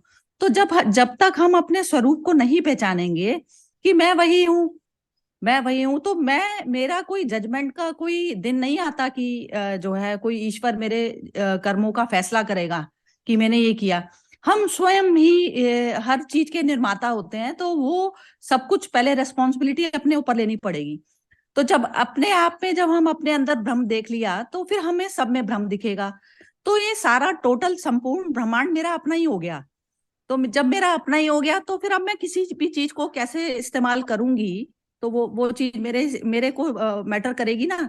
अब किसी को क्या किस प्रकार की बीमारी है, एक तो पहले मैं उसको टॉर्चर नहीं करूंगी। टॉर्चर इस प्रकार से नहीं करूंगी कि मैं अपने आप को सुप्रीमेसी वाली कैटेगरी में डालकर और दूसरे को निम्न नहीं बताऊंगी, क्योंकि वह भी वही है, सामने सामने वही है। अब उसको फिर कैसे ट्रीट करना है मुझे, क्योंकि वो मेरे ही पार्ट की, शरीर जो एक पार्ट है, तो उसमें एक्सटेंशन सारे पार्ट के बिना चलेगा नहीं, सारा संपूर्ण ब्रह्मांड। तो अब मुझे अपने दूसरे मशीन के किसी दूसरे पार्ट को कैसे हैंडल करना है ये मुझे खुद देखना। क्योंकि कहते हैं ना एक नट की भी वैल्यू है, पूरी मशीन में एक नट की भी वैल्यू है, या एक पिन की भी वैल्यू है उतनी, क्योंकि एक नट के बिना भी पूरी मशीन तो काम नहीं करती ना, यदि उसका ढीला हो जाए तो इस प्रकार से जब तक हमारी वो दृष्टि नहीं आती, तो ये जो है मनुष्य इन चीजों में ये जो कहते हैं ना, तो वो ये जो अभी विनोद जी ने बोला कि ईगो मतलब हो गया शरीर भाव में। जैसे ही मैं आ गई तो उसमें मैं मन के साथ में अटैच हो गई, तो उसमें जैसे आप कहते हैं ना खेल खिलौनों में मेरा जी लग गया, अब मैं अपने स्वरूप को भूल गई। तो वो जैसे ही वो मनुष्य भूलता है, और इसी चीज को जो है बस परमात्मा को याद करना मतलब अपने स्वयं के शुद्ध स्वरूप को याद करने की तरफ पर जब मुझे प्यार होगा तो मैं फिर उसी प्रकार के कर्म करूंगी। ये भूल, सबसे पहली भूल ही मनुष्य कर जाता है। और फिर वो जो दूसरे कार्य करता है ना, वो कह दे कि चैरिटी के तौर पर कर रहा है, तो सारी चीजें ईगो को बढ़ाने के लिए होती हैं, सब कुछ ईगो को बढ़ाने के लिए होता है, क्योंकि वो पहले ही तादात्म्य उसने शरीर के साथ कर लिया। तो पहली भूल ये जब तक खत्म नहीं होगी समाज में ना, तो तब तक किसी का भी भला होने वाला है नहीं। तो और जो हम ईगो को, किसी की दूसरे की ईगो को पुष्ट करते हैं या फिर अपने स्वयं की ईगो को करते हैं, तो वो दोनों ही चीजें पाप हैं। यदि कोई मनुष्य अच्छा काम कर रहा है समाज में अच्छा कर रहा है, वो अच्छा करने के लिए तल पर उतरा, अच्छे के लिए, लेकिन अब समाज ने उसकी ईगो बढ़ानी शुरू कर दी, तो वो ईगो भाव में आएगा ही आएगा। अब उसको जैसे जैसे फेम मिलती चली जाती है, तो वो फिर वो नहीं रहता जहां से उसने शुरू किया था। ऐसा सारे समाज में होता है। हाँ जी, मैंने बोल दिया सुरेश जी। बहुत बढ़िया, बहुत अच्छा, बहुत अच्छा। आत्म स्वरूप में स्थित हुए बगैर हम बाहर बाहर से चीजों को कितना भी देखते रहें, जब तक हम वो अपने आत्म स्वरूप को नहीं जानेंगे, तो ये बाहर का जो देखना है वो सब व्यर्थ है। बहुत अच्छा सभी लोगों ने बोला। एसपी सिंह साहब ने पिछले पद की तरह ही इसके बारे में बताया। और कौन कोई है साथी जो बोलना चाहता है? बिमी जी बताइए, और आ, कोई? मेरे को बस थोड़ा सा यहीं अच्छा, पर जो आप हाँ लोगों ने बोलो। बोला उसी में थोड़ी सी इतनी ही बात को और एम्फेसाइज करके बोलना था कि हम जब ये मान लेते हैं कि दूसरा और मैं अलग नहीं है, तो जो दूसरों को दुख देते हैं या तकलीफ देते हैं, वो देना हम बंद कर पाते हैं या धीरे धीरे कम कर पाते हैं। तो वो एक क्या जो बात। लास्ट का लाइन है वो बहुत इंपॉर्टेंट है, और उसको अगर हम समझ जाते हैं या उस पर गौर करना शुरू कर देते हैं तो आसानी हो जाती है जीवन में। Thank you. बहुत बढ़िया, बहुत बढ़िया, बहुत अच्छा। आप सभी लोग इस पद के मूल तत्व को समझ गए हैं, और यही इस प्लेटफॉर्म का उद्देश्य है कि यदि हम स्वयं ही पढ़ के और उसको समझ लें, तो इससे अच्छी कोई बात नहीं होती। यदि हम ज्ञान को अपनी तरह से, अपने तरह के प्रतीकों से, अपने तरह के उदाहरणों से, अपने आसपास की चीजों से ही यदि उसको समझ लें, तो मुझे लगता है किसी प्रकार के उपदेश की, किसी प्रकार के व्याख्यान की, किसी प्रकार के किताब की जरूरत नहीं रह जाती। लेकिन जो कठिनाई आती है कि उसका हम पालन कैसे करें। जिस समाज में हम रह रहे हैं, उसमें रहते हुए सामाजिक रीतियां हैं, परंपराएं हैं, उन सबको रहते हुए, और आसपास का समाज है उसको देखते हुए हम अपने जीवन को उसमें कैसे ढालें, ये बड़े साहस का काम होता है। और खासकर जब जाति का मसला हो, तो तत्व की बातें तो आप लोगों ने कह दी, और काफी गहरी बातें आप लोग बहुत गहराई से सभी जितने भी साथियों ने बोला वो समझ चुके हैं। और जैसा कि विनोद जी ने भी कहा कि कबीर साहब ने भी कहा कि कबीरा सोई पीर है जो जाने पर पीड़। प्राय सभी साथियों ने बात कही कि जब हम दूसरे की पीड़ा को समझने लगते हैं, तो ये दो तरह की चीज होती है। एक होती है समता, और एक होती है समानता। है ना? समता का भाव ये होता है कि कोई व्यक्ति कुएं में गिरा है, तो उसकी पीड़ा को हम स्वयं जाने कि यदि हम गिर गए होते तो हमें कैसा महसूस होता। और एक बात ये होती है कि दूसरे की पीड़ा को महसूस करना। है ना? जैसे समझ लीजिए कोई किन्नर है, तो हम खुद ये जाने कि यदि हम स्वयं किन्नर होते तो हमारी क्या पीड़ाएं होती। उस एहसास को समझना कि जिस किन्नर को माता पिता, चाहे उनका बेटा या बेटी कितनी भी खराब क्यों ना हो, कुछ भी क्यों ना हो, उसको उसको वो बहुत आदर देते हैं, बहुत प्रेम करते हैं, चाहे कितनी कठिनाई क्यों ना हो। लेकिन किन्नर समाज एक ऐसा समाज है कि जिन्हें तो माता पिता भी त्याग देते हैं, और तो उन जिनको माता पिता ने ही अपने साथ से त्याग दिया हो, तो उनकी पीड़ा क्या हो सकती है। इसी तरह से जाति का मसला है। तो मैं इस पद में को चूंकि आप लोग बहुत अच्छी तरह से समझ चुके हैं, इससे थोड़ी सी बाहर की बातें करूंगा। और प्राय सबके मन में ये बात आती ही होगी कि हमें उस पीड़ा को समझना, जो हम अपने जैसा हमारे घट के अंदर है उसी तरह से दूसरा जो व्यक्ति उस जिस स्थिति में है, समझ लीजिए कोई अछूत है जिसे छुआ नहीं जाता। कोरोना में जैसा कि आपने बताया भी कि कोरोना में जब हम देखते थे कि किसी को नहीं छूने की पीड़ा कितनी बड़ी हो सकती है।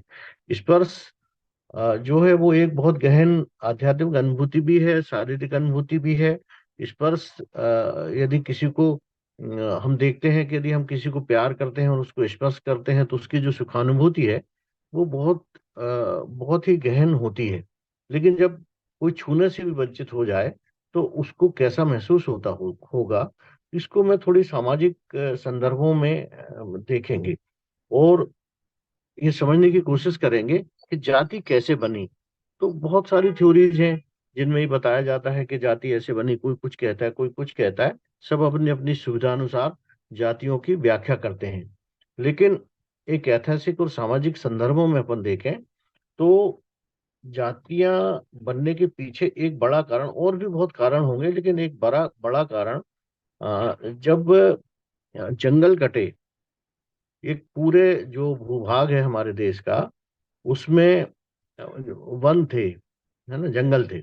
और जब वो, अब वो थ्योरीज अलग अलग हैं, लेकिन एक मैं जिस बात को कहना चाहता हूँ वो ये है कि जब वो जंगल कटने लगे और उन पर खेती होने लगी, ये गौतम बुद्ध और राजा अशोक के समय में करीब 600वीं शताब्दी में जंगल जब कटने लगे और धीरे धीरे गांव बसने लगे, है ना। पहले तो लोग जंगलों में अपने अपने तरीके से रहते थे, लेकिन जब गांव बसने लगे, है ना, तो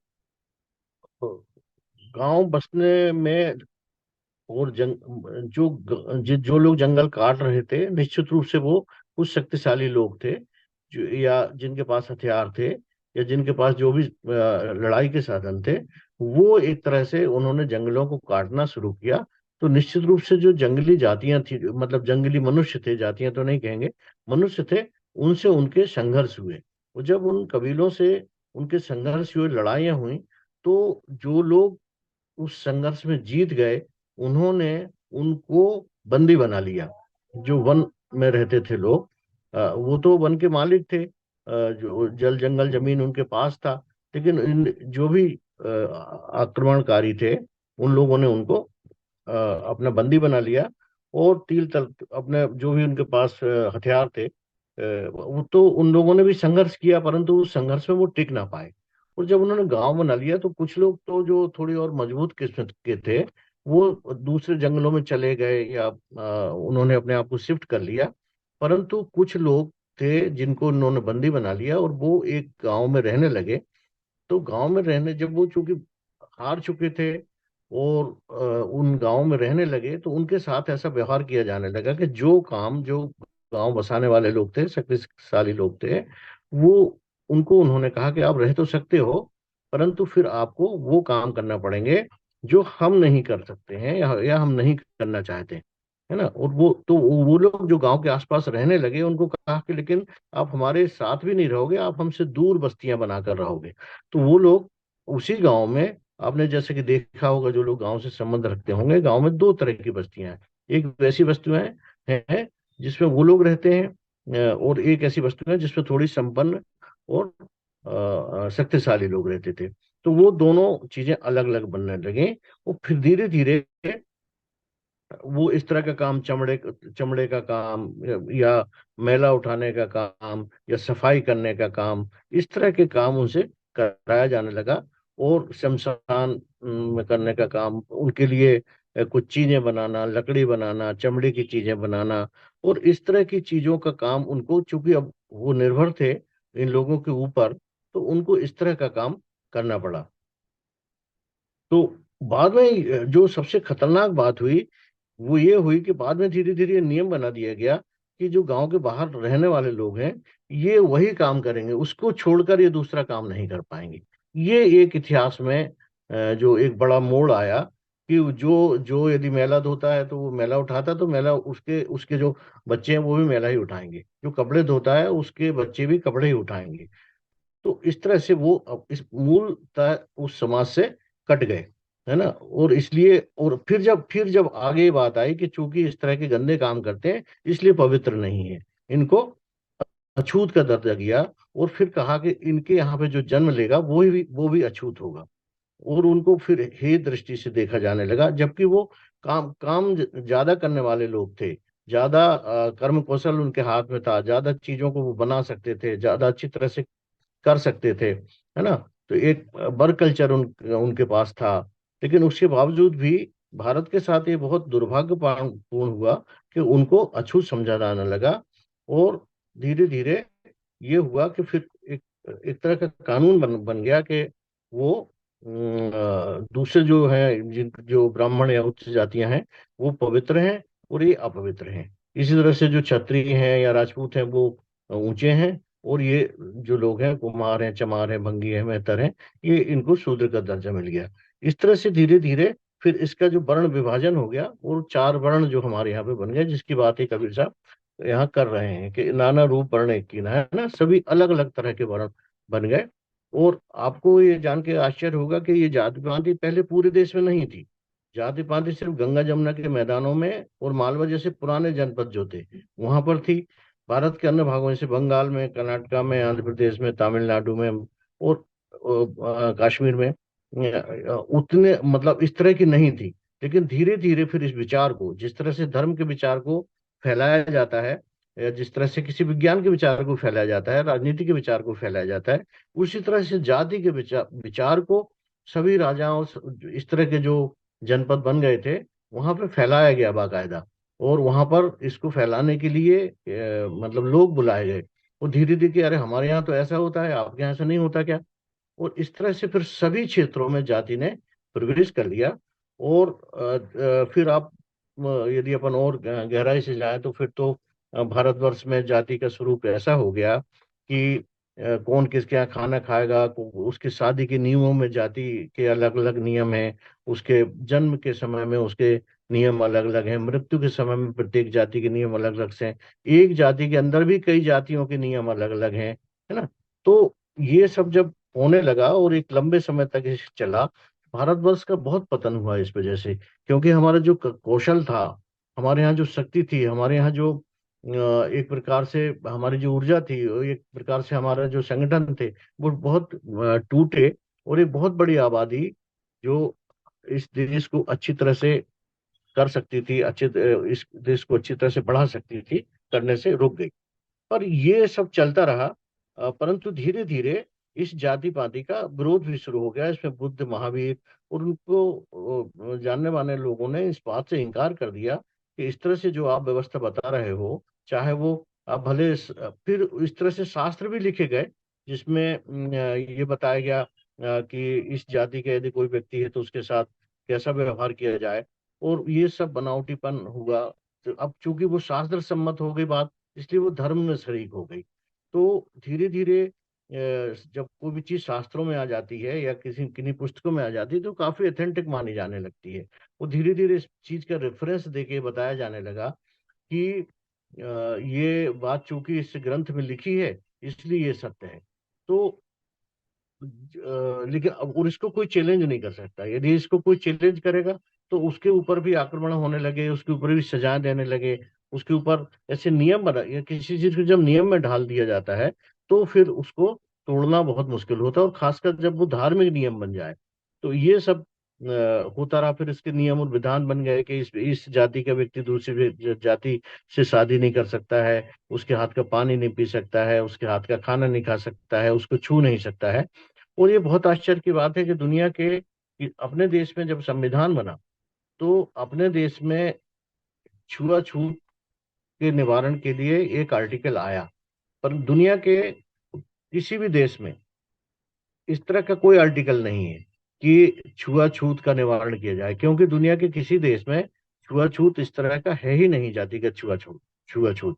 तो ये बहुत आश्चर्यजनक बात है। लेकिन हमारे देश में इस तरह का आर्टिकल आया और हमारे संविधान में इस तरह की व्यवस्था की गई। और इसके जब संविधान में तो बाद में व्यवस्था की गई, उसके पहले ही रैदास हैं, दादू हैं, दरिया हैं, नानक हैं, ऐसे अनेक संत पुरुष हुए जिन्होंने इस जातिगत भेदभाव को बहुत आक्रामक तरीके से इस चीज का विरोध किया। निश्चित रूप से उनको भी जब वो ये इसका विरोध कर रहे थे तो ऐसे समाज का सामना करना पड़ा, या आज भी जो लोग विरोध करते हैं उनको सामना करना पड़ता है। लेकिन उन्होंने इस बात का पुरजोर विरोध किया, जबकि उस समय इस तरह का कोई कानूनन सपोर्ट भी उनके पास नहीं था। ना कोई पुलिस थी, ना कोई व्यवस्था थी, ना कोई संविधान था। लेकिन इन लोगों ने अपने आत्मबल से इन बातों का विरोध किया कि मनुष्य मनुष्य एक समान है और ये विचार, इनसे भेदभाव करना गलत है। तो अब आज जब अपने देश में कानून लागू है और जात पात का भेदभाव करने से दंड मिल सकता है, छुआछूत मारना कुएं में, स्कूल में, अस्पताल में, होटल में, मंदिर में, सार्वजनिक स्थल पर उनको किसी के साथ छुआछूत का व्यवहार करना कानूनी जुर्म है। उसके बावजूद भी हमारे देश में ये प्रथाएं आज भी मिट नहीं पाई हैं। तो ये एक तरह से जाति, आप अब किसी से मिलिए तो 15 मिनट के अंदर उसके भीतर जाति का कीड़ा कुलबुलाने लगेगा। वो भले आपसे पूछे या ना पूछे, लेकिन उसके मन में ये जरूर आज भी लोगों को घोड़े पे चढ़ने नहीं दिया जाता, आज भी लोगों को कुएं में पानी नहीं भरने दिया जाता, आज भी उनके शमशान घाट पर दूसरे किसी एक खास समुदाय का जो शमशान घाट है, उसके शमशान घाट में किसी दूसरे समुदाय के व्यक्ति को वहां पे उसको जलाने नहीं दिया जाता। तो ये सब प्रकार की चीजें आज भी फैली हुई एक तरह से हमारे एक मानसिक रोग की तरह है। हमारा जो मन में जो जाति पाति को मानना या किसी के साथ छुआछूत का भेदभाव करना, एक तरह से ये एक मानसिक बीमारी की तरह है। और हमारे देश के प्रत्येक व्यक्ति में, मतलब अधिकांश व्यक्तियों में बिल्कुल इस तरह से भर गया है कि उसे निकालना संभवतः बहुत मुश्किल काम है। भले कितने भी कानून हो, लेकिन हमारे मन की भावना नहीं जाती। लेकिन मुझे लगता है कि लगातार इस पर बातचीत करने से, लगातार कानूनी व्यवस्थाओं को करने से धीरे धीरे मिटेगी, और मिटना ही चाहिए। क्योंकि अध्यात्म का काम लोगों के भीतर समानता लाना भी है। अध्यात्म का काम सिर्फ किसी प्रकार से अपनी साधना करना नहीं, बल्कि सामाजिक रूप से भी जो चीजें हमारे समाज में ठीक नहीं चल रही हैं, मनुष्य को मनुष्य नहीं मान रही हैं, उनको दूर करना है। सच्ची आध्यात्मिक सच्चाई भी वही है। तो इस तरह से और जाति का जो स्वरूप है, कई अनेक अनेक व्याख्याएं हैं जाति बनने की। लेकिन मुख्य रूप से सबसे बड़ी बात ये होती है कि इस प्रकार के जो छूत छूत से और भेदभाव से, हमारे जैसे डॉक्टर अंबेडकर भी कहा करते थे, महात्मा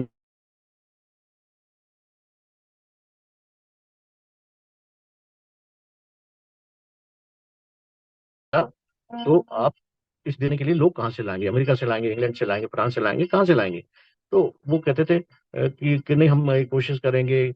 और काफी डिबेट इस बात को लेकर 1935 के आसपास काफी डिबेट्स हैं इस बात को लेकर। वो कहते थे कि जब आपके देश की आधे से ज्यादा आबादी को आप छू नहीं सकते हैं, आधे से ज्यादा स्त्रियों की आबादी आपके रसोई घर के भीतर घूंघट लगाकर खड़ी हुई है, आधे से ज्यादा आबादी आपकी पढ़ाई से वंचित है, आधे से ज्यादा आबादी के साथ आपके स्कूलों में भेदभाव किया जाता है, आधे से ज्यादा आबादी आपके यहाँ धार्मिक स्थानों पर प्रवेश नहीं करती है।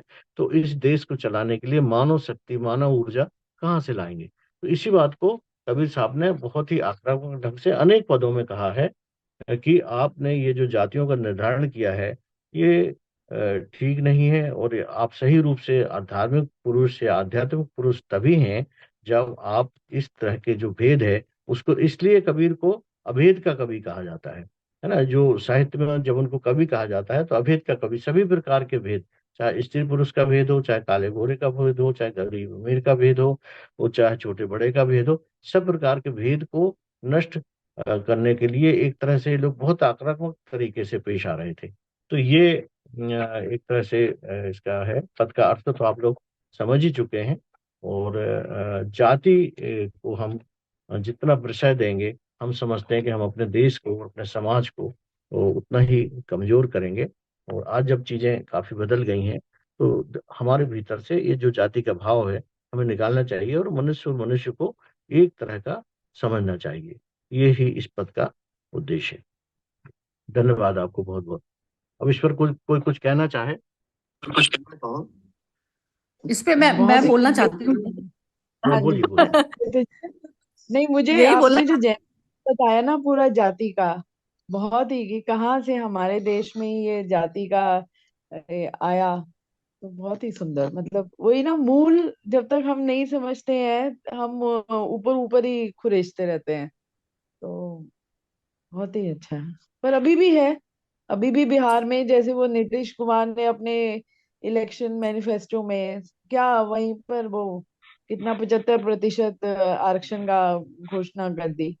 तो ये पॉलिटिशियंस वही है, अपने वही सुविधा के अनुसार वो सब करे जा रहे हैं।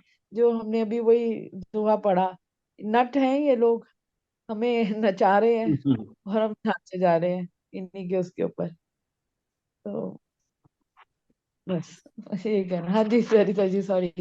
नहीं नहीं, ऐसा ठीक है। बस मैं तो यही कहना चाहती हूँ कि मनुष्य के ऊपर तो अब आज की डेट में ना, जैसे आप कोई दया करते हैं ना, तो वो मनुष्य तो अब आज की डेट में दया के लायक रहा ही नहीं। क्योंकि आप देखिए कि यदि किसी को अधिकार दिला भी दिए जाए, तो उनको पता चलता है कि इस वक्त जो अर्थ पे जो सबसे ज्यादा बोझ है वो मनुष्यों का ही है। तो दो चार मनुष्य यदि चले भी जाएंगे या उनके साथ में, अब इनजस्टिस जो है हम सबसे ज्यादा पशुओं पे और उन पे करते हैं, प्रकृति पे। जो सबसे ज्यादा टॉर्चर है ना, वो मनुष्य ने ही किया हुआ है। तो हम अपने आप में इतना बिजी हैं कि अपने ही झगड़ों से हमें फुर्सत नहीं मिलती, तो दूसरे जीव को तो हमने देखना ही खत्म कर दिया। जबकि शारीरिक लेवल पर सभी एक ही हैं, क्योंकि शरीर तो उनका भी हमारे जैसा ही है। तो ये दृष्टि जब तक वही है ना, जब तक ब्रह्म की दृष्टि अपने स्वयं के अंदर ब्रह्म नहीं देखेंगे तो कैसे आएगी। तो वो समाज में हम जैसे मनुष्यों को ही हम जस्टिस दिलाने के लिए तो तैयार बैठे, लेकिन मनुष्य ही सबसे ज्यादा वो है।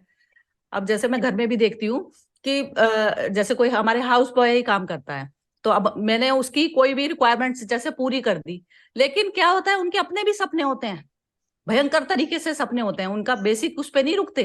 बेसिक रूप पे मन का लालच इतना जबरदस्त है। हर उसकी आप देखेंगे ना मानसिक प्रवृत्ति, आपको दया आएगी, दया आती है, लेकिन दया फिर आपको अपनी विड्रॉ करनी पड़ती है, क्योंकि उनकी लिमिट ही नहीं है ना। तो लिमिट जैसे हमारे अपने मन की नहीं है, वैसे उनके भी नहीं है।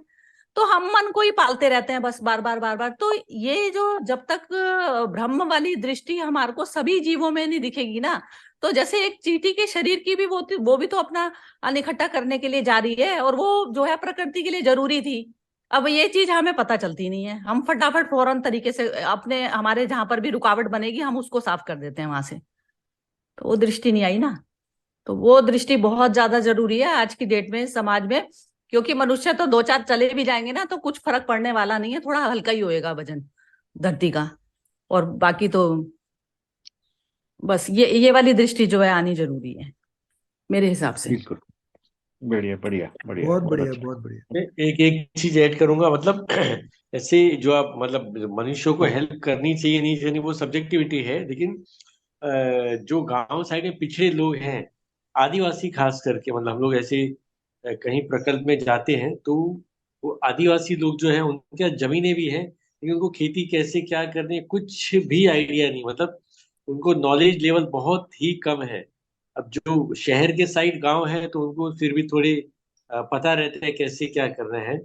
वहां तो सड़कें ही समझो, काफी कुछ गांव में तो अभी 8-10 साल पहले ही बनी है। तो मतलब हाँ, ऐसे बात सही है, उनकी भी लिमिट है कि आप जितना हेल्प करेंगे उनकी आशा बढ़ती जाती है कि अभी हमने पानी आ गया तो अभी घर बने, फिर अभी दूसरा, मतलब वो तो सही बात है, लेकिन एक लिमिट तक उनको, जब तक बेसिक लिमिट मिल जाए तब, मतलब हम लोग ऐसे एक प्रकल्प में जाते हैं तो वहां कैसे रहता है कि जो गांव में बेसिक काम हो गए ना 2-3 साल में, फिर उसको छोड़ के दूसरा काम चालू करते हैं। मतलब एक जैसे आपने कहा कि जब लगने लगे कि इनका बेसिक काम हो गया तो फिर दूसरी तरफ चले जाओ। बस ये बिल्कुल सही। विनोदी जी, इसमें अभी मतलब अपने पास समय कितना इसमें है क्या?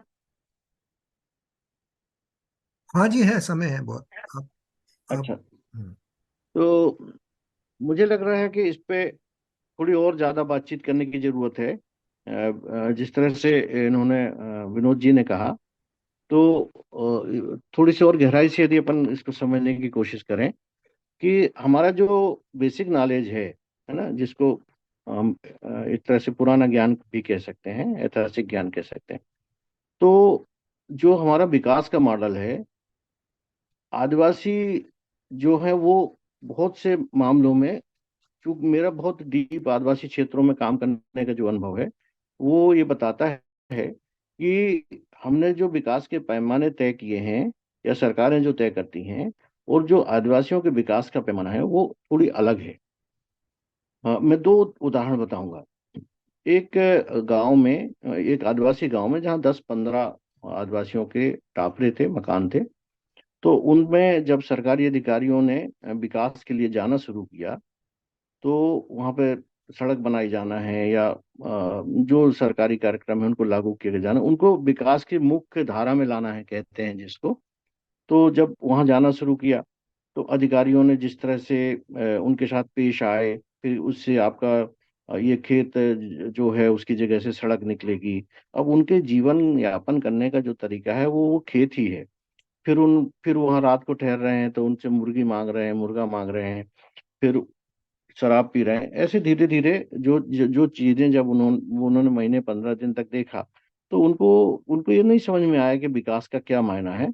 उन्होंने कहा कि ऐसा विकास हम नहीं चाहते हैं, यदि इसे आप विकास कहते हो तो हम नहीं चाहते हैं। हम तो अपने खेती में जीवन व्यतीत कर रहे हैं और अपने आनंद से रह रहे हैं। दिन भर जो भी हमको मिलता है उसको हम खाते हैं, शाम को नाचते हैं और उसके बाद सो जाते हैं, और हम खुश हैं।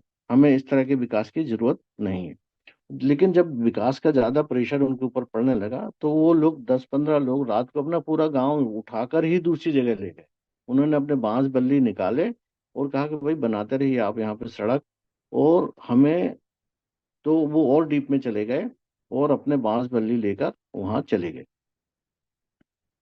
तो संभव शायद हमें ये ज्यादा बातचीत करने की जरूरत है, समझने की जरूरत है कि जैसे आज हमारी हिंदी की जो पाठ्य पुस्तकें हैं, उस पूरी की पूरी जिस जिस भी भाषा में है और जिस तरह के उदाहरणों से युक्त हैं, जब हम आदिवासी इलाके में जाते हैं और उन पाठ्य पुस्तक को ले जाते हैं, तो यदि हमको एक उदाहरण के तौर पे यदि पढ़ाया गया कि ये सेव फल है, तो वो कहता है कि सेव फल क्या होता है। उसने देखा ही नहीं है कि सेव फल कैसा होता है। तो उसे उसे उसकी भाषा में, उसकी बोली में, उसके रीति रिवाजों के अनुसार, उसके जो आचरण हैं उसके हिसाब से ये बड़ा काम है कि उसको उस तरीके से उसको उसके ज्ञान में वृद्धि की जाए। हमने ऊपर से जो भी हम ज्ञान प्राप्त करते हैं और वो जब हम उसको नीचे ले जाने की कोशिश करते हैं, तो ये बाधा एक बहुत बड़ी बाधा है। मतलब जो लोग ऊपर स्तर पे काम कर रहे हैं उनके लिए भी, और उनके लिए भी जहां हम ये ज्ञान पहुंचाना चाह रहे हैं। लेकिन अब संक्षेप में मैं आपको एक बात बताऊं कि आदिवासी समुदाय ने इस देश का जितना भी खेती करने के तरीके उन्होंने विकसित किए, चमड़े की बनाने वाली चीजें उन्होंने विकसित की, घड़े मटके बनाना उन्होंने शुरू किया, तालाब बांधना उन्होंने शुरू किया, ईंटें बनाना उन्होंने शुरू किया। जितने औजार अभी आपके पूरे बड़े शहर बनते हैं जिन औजारों से, उन औजारों को उन्होंने सबसे पहले पहल बनाया। और न जाने कितनी जड़ी बूटियां उन्होंने सबसे पहले पहल खोजी। उन्होंने एक पूरी तरह से जो ज्ञान का मूल आधार है, सबसे पहले इस देश में आदिवासी और उन लोगों ने किया जो जंगलों में रहते थे। कि शहद को कम से कम हजारों आदिवासी इसलिए मृत्यु को प्राप्त हो गए कि वो बहुत सारे पौधों को चखने के बाद उन्होंने जाना कि इसमें विष है, ये जहरीले होते हैं। बहुत से पौधों को चख चख के उन्होंने जाना कि इन पौधों को खाने से नशा आता है। बहुत सारे पौधों को चख चख के उन्होंने जाना कि ये औषधि का काम करता है और किस औषधि का काम करता है। इस तरह से यदि उस पूरे उस काल को देखा जाए, तो ये हमारे जीवन का जो आधार बनाया है वो आदिवासियों ने ही बनाया है। लेकिन अभी फर्क ये हो गया, खेती के जितने तरीके पुराने, जैसे एक उदाहरण के तौर पे मैं बताऊं कि इस देश में 18 लाख तालाब हैं, वो किसी शहरी आदमी ने नहीं बनाए। 18 लाख तालाबों की जो तकनीक है उसको बनाने की, वो सब उन्होंने विकसित की। और हर जगह के पानी कहाँ से आएगा, पानी कहाँ से नहीं जाएगा, कितना पानी बरसेगा, कितना उसमें रोक लगाने की जरूरत है, इसलिए उनके द्वारा बनाए गए बांध आज तक नहीं फूटे हैं। और 18 लाख तालाब जो उन्होंने बनाए, इनकी जब गणना की जाती है हर साल, तो हमारी कंप्यूटर पढ़ी लिखी पीढ़ी के द्वारा बनाए गए तालाबों को गिन भी नहीं पाती है। और होता यह है कि हर साल जो गणना होती है तालाबों की इस देश में, उसमें 50,000 तालाबों का अंतर आता है। जो कि पूरी की पूरी पढ़ी लिखी पीढ़ी, उन्होंने जितने तालाब बना दिए उनको गिन नहीं पा रहे हैं, जबकि वो अपने कंप्यूटर के द्वारा यहाँ से लेके चंद्रमा पे पहुंचने वाली सूक्ष्म सूक्ष्म गणना कर लेते हैं। लेकिन इतने बड़े आकार में इस लोक समाज ने चीजों को बनाया है ना। जितनी भी हम चीजों को देखते हैं, घर बनाना, छप्पर बनाना, कपड़ा बनाना, बुनाई कताई, साड़ियां बनाना, इस सारा का सारा काम कोई वैज्ञानिकों ने नहीं किया, ना किसी पढ़े लिखे समाज ने किया। ये सारा का सारा समाज उन लोगों ने किया। इसीलिए ये संत हमारे उनके पक्ष में खड़े होते हैं बार बार, कि जो श्रम की गरिमा है, जो श्रम की महिमा है, उसको हम लोग समझ ही नहीं पाए। और बीच में एक ऐसा काल आ गया जिसके कारण उनके इन कामों का विकास नहीं, चाहे आयुर्वेद हो, चाहे योग हो, चाहे योग। अभी पतंजलि जो थे वो मूलतः एक आदिवासी थे, नागवंशी आदिवासी थे। यदि हम अपने पुराने इतिहास में जाएं तो ज्यादा से ज्यादा लोग आपको वही मिलेंगे जो मूलतः आदिवासी थे, निश्चित रूप से कह सकते हैं। तो मुझे लगता है कि हमें अपने विकास की परिभाषा को थोड़ी एक बार फिर से समझने की जरूरत है। और कभी अवसर मिलेगा तो हम इन विषयों पर अलग से भी बात कर पाएंगे, क्योंकि अब विषय छिड़ ही गया है। तो हम जो इस तरह का ज्ञान है हमारे भारत के पास रहा है, और उसकी हमने किस तरह से उपेक्षा की, यही जातियों में बांटकर किस तरह से उपेक्षा की, और उसके कारण उसमें जो न्यू डेवलपमेंट नहीं हो पाए, उसकी वजह से हम लोग मुश्किल में पड़े हैं। इसीलिए हमारे यहाँ साइंटिफिक टेम्पर बढ़ नहीं पाया। और हम लोग एक दकियानूसी तरीके से उस ज्ञान को ऐसा समझते रहे कि यह तो व्यर्थ का ज्ञान है, और आयतित ज्ञान को ही हम ये समझते रहे कि एक बहुत बड़ा ज्ञान है। तो जबकि हमारे यहाँ के मूल ज्ञान को आगे बढ़ने का अवसर नहीं प्राप्त हुआ। तो थोड़ा सा इसको मैं एक और छोटा सा उदाहरण बता के अपनी बात खत्म करता हूँ। कि एक घटना हुई किसी बहुत ट्राइबल इलाके में। वहां पे सीमेंट रखा गया था एक कमरे में। तो सीमेंट की बहुत सारी बोरियां रखी गई थी, वहां पे कोई निर्माण कार्य होना था। तो एक दिन उन्होंने देखा कि उसका ताला टूटा हुआ है, और उसमें से कुछ सीमेंट की बोरियां खुली पड़ी हुई हैं। तो पुलिस ने ढूंढा और पकड़ा, और देखा कि एक आदिवासी युवक पकड़ा गया, और कि उसने ये इसका ताला तोड़ा है। तो उसने कहा कि हाँ, ताला तोड़ा है मैंने। उसने स्वीकार किया कि मैंने ताला तोड़ा, लेकिन मैंने सीमेंट नहीं चुराई है।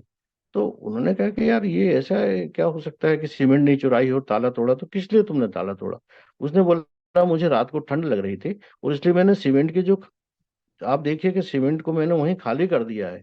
मैंने 5 बोरियां वहां से निकाली हैं, जिसमें से सीमेंट मैंने उसी कमरे में खाली कर दिया है, उनको ओढ़ने के लिए मैंने इसका ताला तोड़ा है। तो अब एक तरफ आदिवासी जहां आज इस स्थिति में खड़ा है कि जिसे ओढ़ने के लिए भी एक सीमेंट की और वो सीमेंट नहीं चुराता, सीमेंट उसके लिए कोई काम का नहीं है। भले विकास के मॉडल में सीमेंट वहाँ जरूरी लगता हो, लेकिन उसके मॉडल में ये है अभी कि उसको पहले ओढ़ने के लिए कपड़ा तो हो, उसको खाने के लिए अनाज तो हो, उसको उसके जो दूसरे जीवन के साधन है वो ही अभी पूरे नहीं हुए हैं। तो उसके लिए इस तरह के विकास का बहरहाल कोई मतलब नहीं है। ये अभी जो यदि हम ट्राइबल एरियाज के बहुत डीप में जाएंगे, अभी बहुत से ट्राइब्स, अमरकंटक के पास ऐसे ट्राइब्स हैं जो सिर्फ सप्ताह में नमक मिर्च लेने के लिए ऊपर आते हैं, और नमक मिर्च लेके नीचे चले जाते हैं, और वहीं कंद मूल फल खा के ही अपना जीवन व्यतीत करते हैं। तो मुझे लग रहा है कि दोनों अपनी जगह ठीक हैं। यदि हमें अपने जिस तरह का विकास हम चाहते हैं, उस तरह के विकास को उनके जीवन से जोड़कर करना एक ज्यादा जरूरी होगा। ये बात है ना? ठीक है जी, बहुत बहुत धन्यवाद। बहुत ही सुलझी हुई दृष्टि है आपकी सुरेश जी। बहुत यही होता है, बिल्कुल माइन्यूट तरीके से जो देखना होता है ना अपने आप को, उस परिस्थिति में या फिर जिस भी सिचुएशन में हम रह रहे होते हैं उसमें ढाल के। जैसे आपने ये चोरी की बात बताई ना, ये मैंने भी नोट की। जैसे घर पे हम वर्कर्स को बुलाते हैं तो क्या होता है कि जैसे किसी को कोई इलेक्ट्रिशियन है तो वो उसका ना इंटरेस्ट सिर्फ ये पेचकस या इस तरीके की चीजों में ज्यादा होता है। तो वो जो चोरी भी करेगा ना तो उसकी वो मतलब ऐसी चोरी की जो लिमिट होती है ना उसकी, वो बस टूल से रिलेटेड ही होती है उसकी। तो ऐसा ये वाला जो मेंटालिटी होती है ना बिल्कुल बिल्कुल। सब जगह नहीं सब जगह वो अबे, मतलब आपकी ना दूसरी चीजों को नहीं देखेगा, घर की कोई दूसरी चीजों को नहीं देखेगा। उसका इंटरेस्ट होगा कि जैसे मैंने अपने घर से दिया उसको कोई चीज, तो उसका ये होगा कि ये मैं ही ले लूं, इससे बड़ा अच्छा से हो रहा है काम। जैसे नहीं नहीं, ऐसी सही होती बात है। उसको आपके कैमरे से शायद रुचि नहीं होगी, है ना? बिल्कुल। चाहे वो मतलब 20,000 का सपोज कीजिए कि मोबाइल ही पड़ा है तो वो उस तरफ देखेगा भी नहीं, बिल्कुल भी देखेगा भी नहीं, लेकिन उसका वो 10 रुपए के पेचकस में जरूर हो जाएगी। बिल्कुल यही होती है। नहीं नहीं, बिल्कुल सही कह रहे हैं आप। कि देखिए, अभी हम, मुझे लग रहा है कि हम एक संबंध कायम नहीं कर पा रहे हैं अपने नजरिए का, चीजों को देखने का, है ना? तो दोनों अपने अपनी जगह सही है, मैं नहीं कहता हूँ कि कोई गलत है। लेकिन जैसा विनोद जी ने कहा, बहुत अच्छी बात है कि हमें उनको खेती के नए तरीकों को सीखना चाहिए, बिल्कुल जरूरी है। लेकिन मुझे लगता है जो सिखाए जाने वाले, मेरे पास अनेक उदाहरण है, मैं कभी कभी बताऊंगा आपको कि एक छोटा सा आधा मिनट और दीजिए मुझे। कि हम एक ऑर्गेनिक खेती के प्रचार प्रसार के लिए जब मैं नौकरी में था तो हम जाया करते थे, तो कपास को ऑर्गेनिक कपास के उत्पादन के लिए कृषकों को प्रेरित करते थे। तो एक मीटिंग में साइंटिस्ट थे, हम लोग सभी लोग थे, जो ऑर्गेनिक खेती के प्रचार प्रसार के लिए काफी बात कर रहे थे।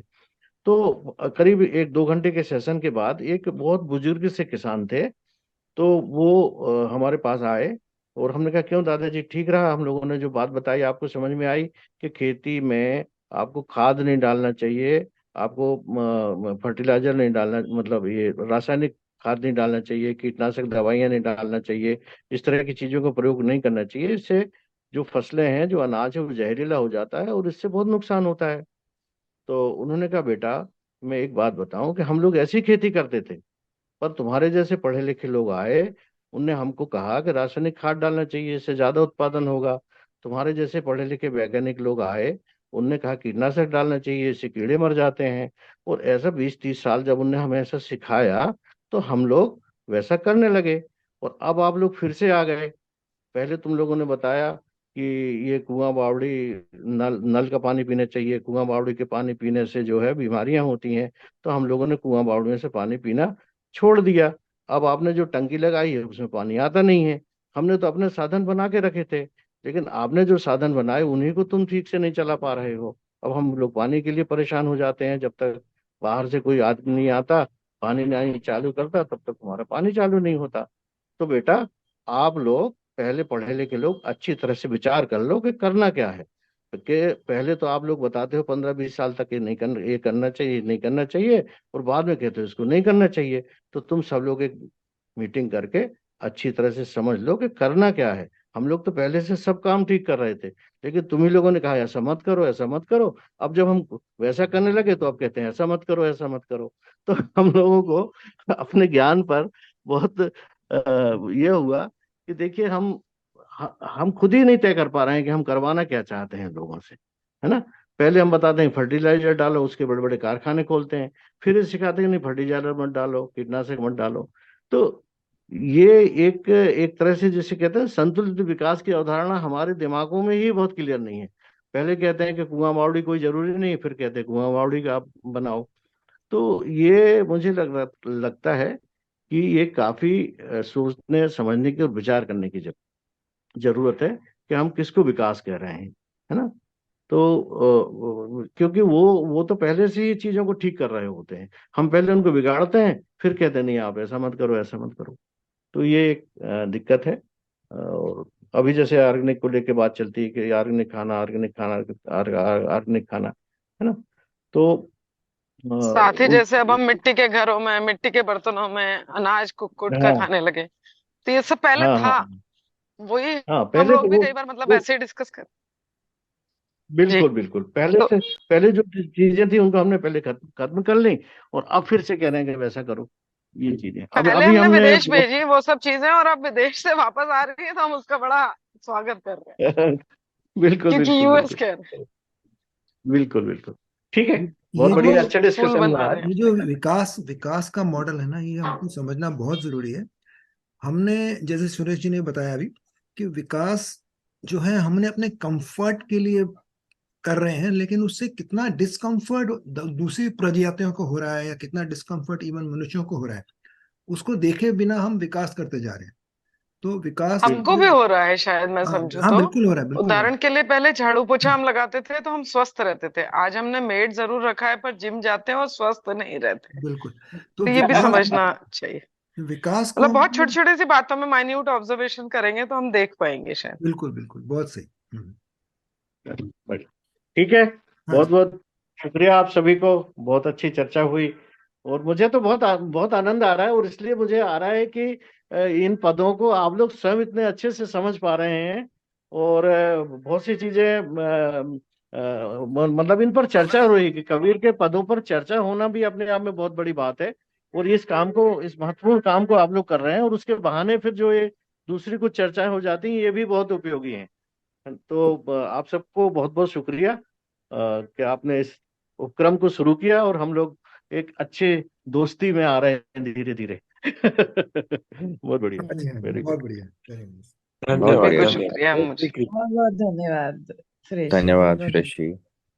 जय श्री कृष्ण। जय श्री जय जय श्री श्री कृष्ण। कृष्ण।